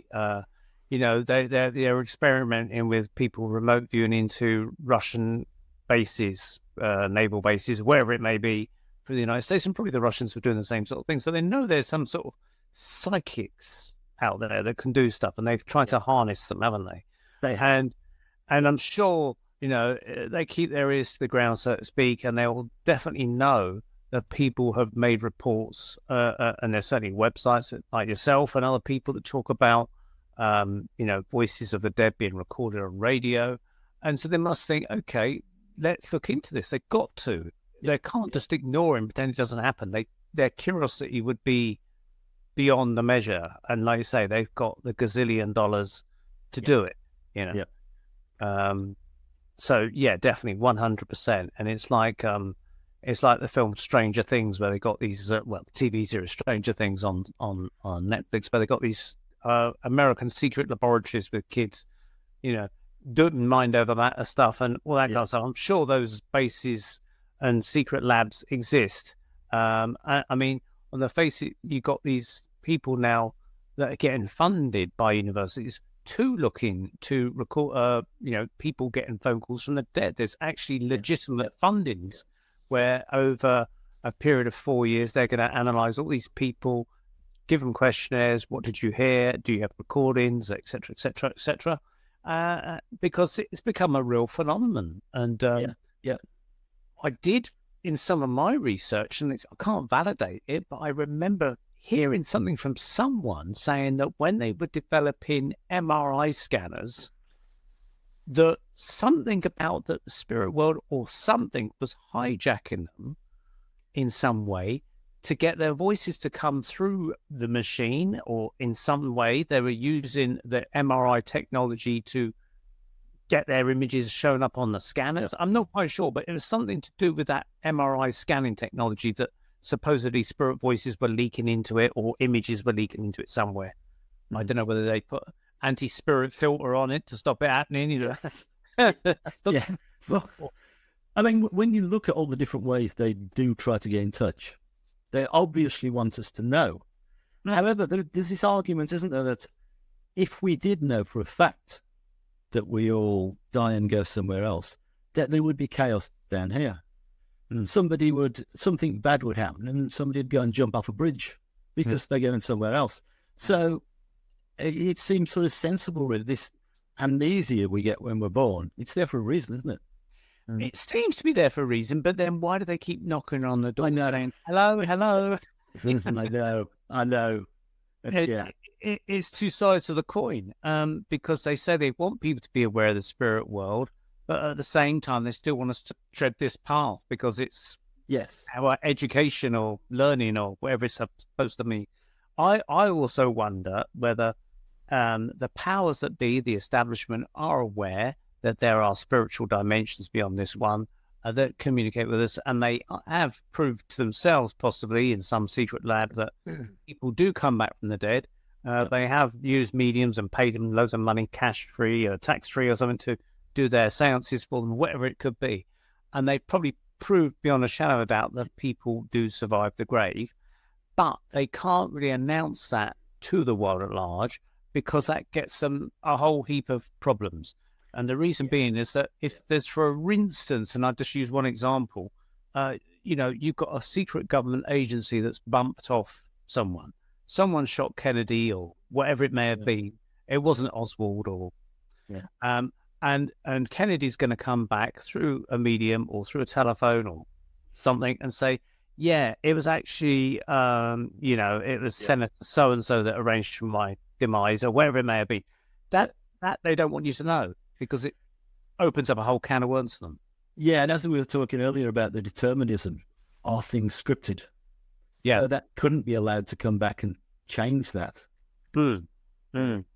Yeah. Confusing, really, isn't it? I'll tell you what I've heard when people get heat, and what I mean by heat is when they get followed, when they get the black helicopters, when they get weird phone calls, and when they get weird, strange, screwed up things happening in their lives. When people start dabbling in remote viewing, from what I've heard, that's when you get a little bit heat, not just from kind of like spirit stroke, alien stroke, whatever, but when you get actual physical stuff like helicopters and phone calls and black cars and men in black and all that kind of thing. And I can kind of see why, because if you are a government agency and you have got sensitive documents and things that you don't want people to see or know about, or technologies, the last thing you want is remote viewers who are not funded by the government, who are just rogue loose cannons, coming along and having a look at what's in your big Area 51 shed, basically. Yes. Yeah. I remember years ago, I mean, Men in Black, there was a lot of reports. Are they still about? Yeah, oh yeah. Yeah. Still gainfully employed, I think. Yeah. They still look the same. They're still the... So there's different variations. I've heard about women in black as well. I've heard a report on that. For some reason, they still go for the fedora hat and the blacked out sedan. I don't know why. I don't know why this is a thing, but hey ho. But yeah, and then mixed with that, you've got reports that they've got black eyes, completely black eyes. Yeah. And they're always kind of uncomfortable in their skin, like they don't really feel that they should kind of be in that skin kind of feeling. But yeah, it's a thing. It's a thing. It's interesting. You never see these men in black pull up at petrol stations, do you, to top up their tank? Because everyone look, and then who are those guys? Or you don't see them taking their suit to the dry cleaners or something. You do see them entering hotels. So they've been caught on a CCTV. Yeah, let me show you this. Yeah. So I found the woodpecker thing. If you have a look at chat, Neil and Rod, in the group chat, you'll see the woodpecker signal. I found that. So I'm going to quickly find the hotel Men in Black. So this is allegedly. Here we are. Here we go. All right, that's great. This week on BuzzFeed. So I'm gonna put this in for later because there's a bit of audio of someone else that's talking over it. Okay. I'm gonna mute it my end actually. I'm just gonna quickly go through it. But yeah, we have got. If I'm just gonna kind of go forwards until we get to the main bit. There we go. The hotel. There's these two very shady guys, and they kind of walk through, and yeah, there they are. Yeah, and it's caught on CCTV. And the report is they just, I'm looking at it now. They look exactly like Men in Black. They've got fedora hats. They've got black suits. They've got the white shirts and the ties, and it just looked very, very odd. And there was a strange interaction between the hotel receptionist and these guys. And I think from memory, I'd have to watch the whole thing. I think from memory they kind of disappeared, and then they kind of like they couldn't find them again. And it was an odd occurrence. It was a very odd occurrence. I think Men in Black were occurring at the time of the Mothman prophecies, and John Keel wrote about that. And John Keel, who was the main investigator of the Mothman prophecies, was also receiving mysterious phone calls.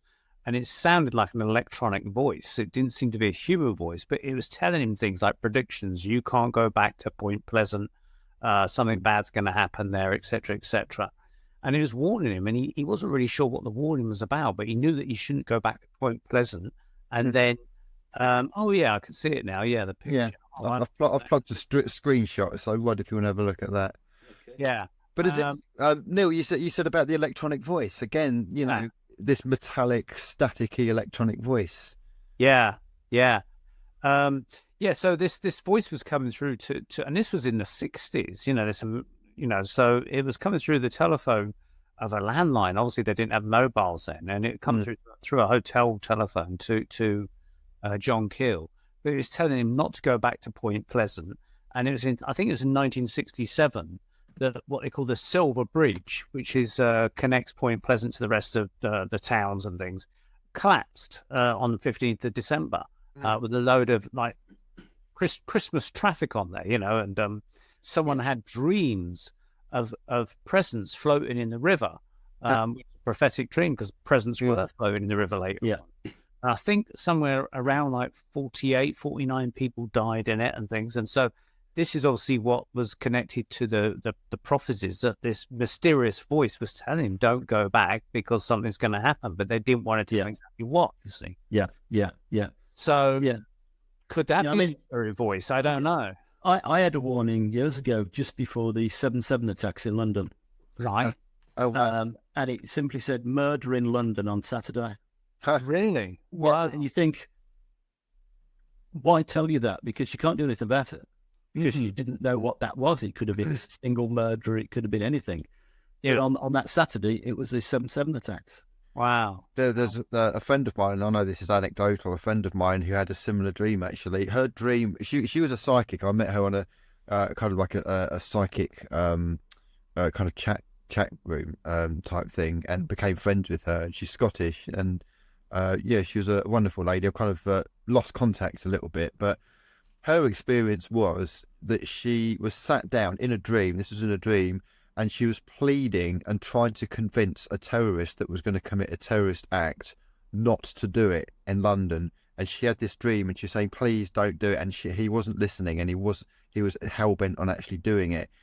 And I remember her kind of like talking about this dream, and then 7/7 happened, and it was freaky, very freaky.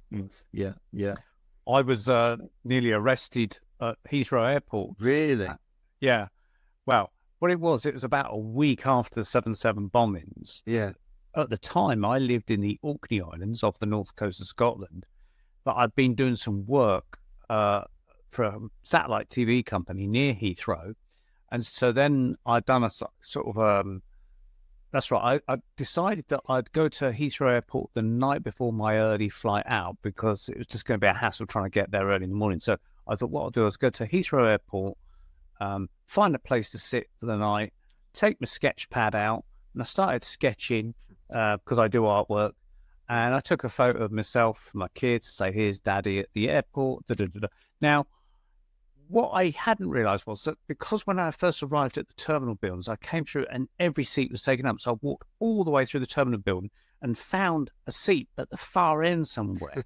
Now, I sat down there and started taking pictures. And I saw these policemen walking around with guns and everything like that. Yeah. I thought, oh, security's looking tight. But this girl started to look at me that evening. It was about 11 o'clock at night. And I thought, why is she looking at me? And she got up, walked around and sat down. And anyway, after about 20 minutes, this policeman came up to me with a gun and thought, oh, crikey. And he leant over and he goes, excuse me. He says, where are you flying to? And I said, oh, the Orkney Islands. And he goes, Orkney? Where's that? And I thought, don't know where Orkney is. So I said, well, it's a group of islands off the coast of Scotland.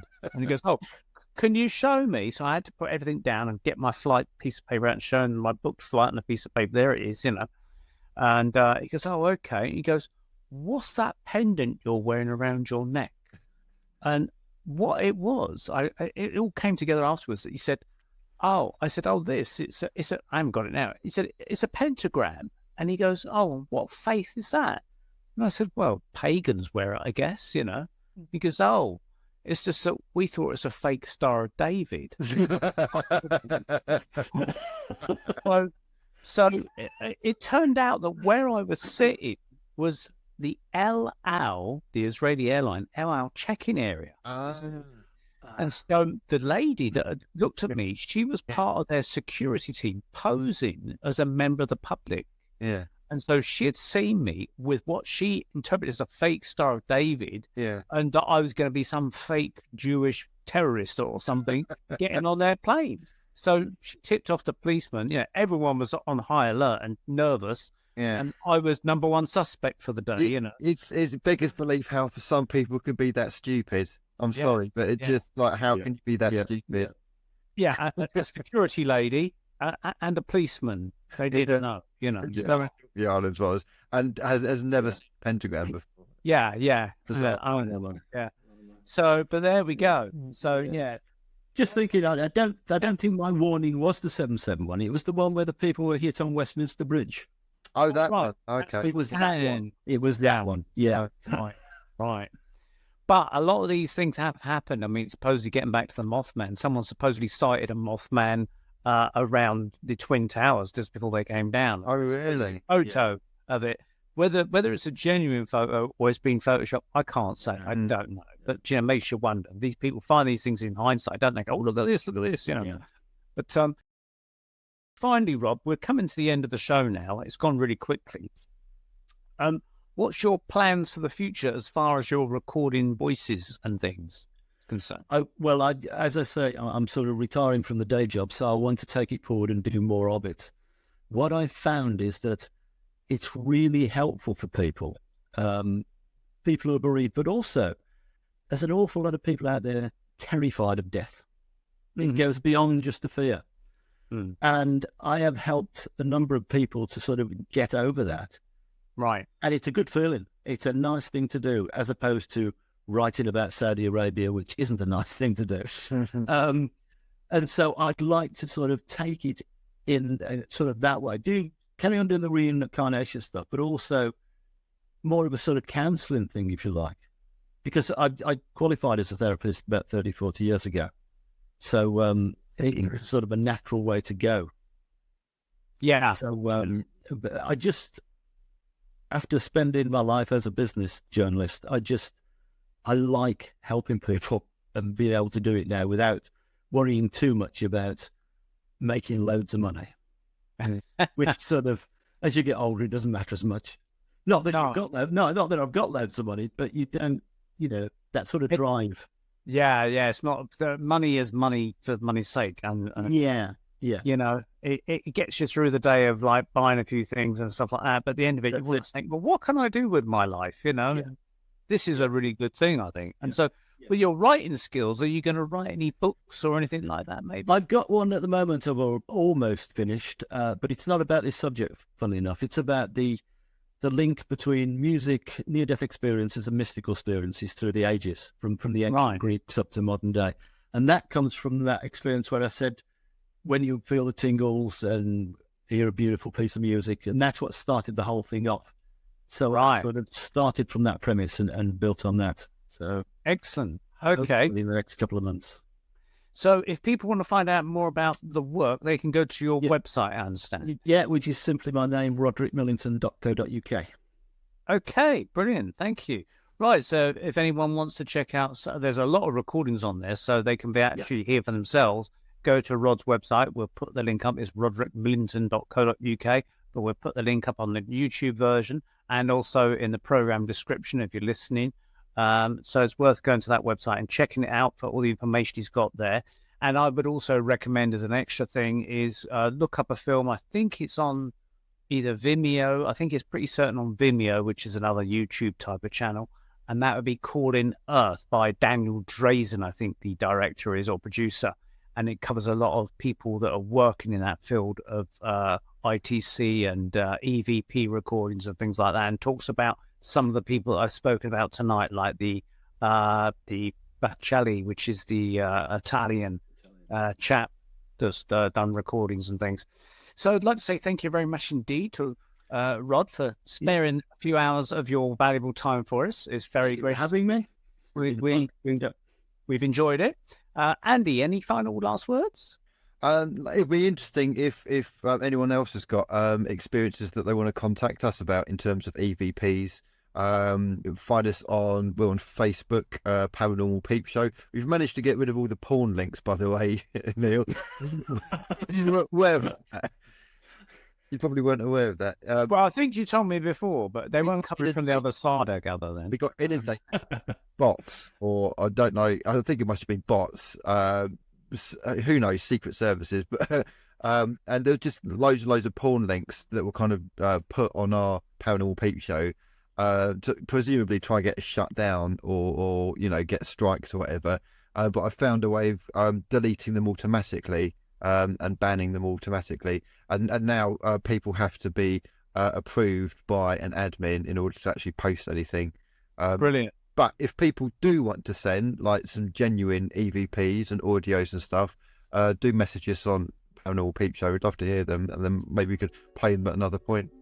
Yeah, that'd be great. Yeah, we'll maybe get you on the show, whoever it may be that's got some interesting stuff. And if you've got any ideas for programs in the future, subjects to cover, please do get in touch and let us know. All right, thank you very much indeed, everybody, and we'll catch you next month on the Paranormal Peep Show. Good night. See you later. Good.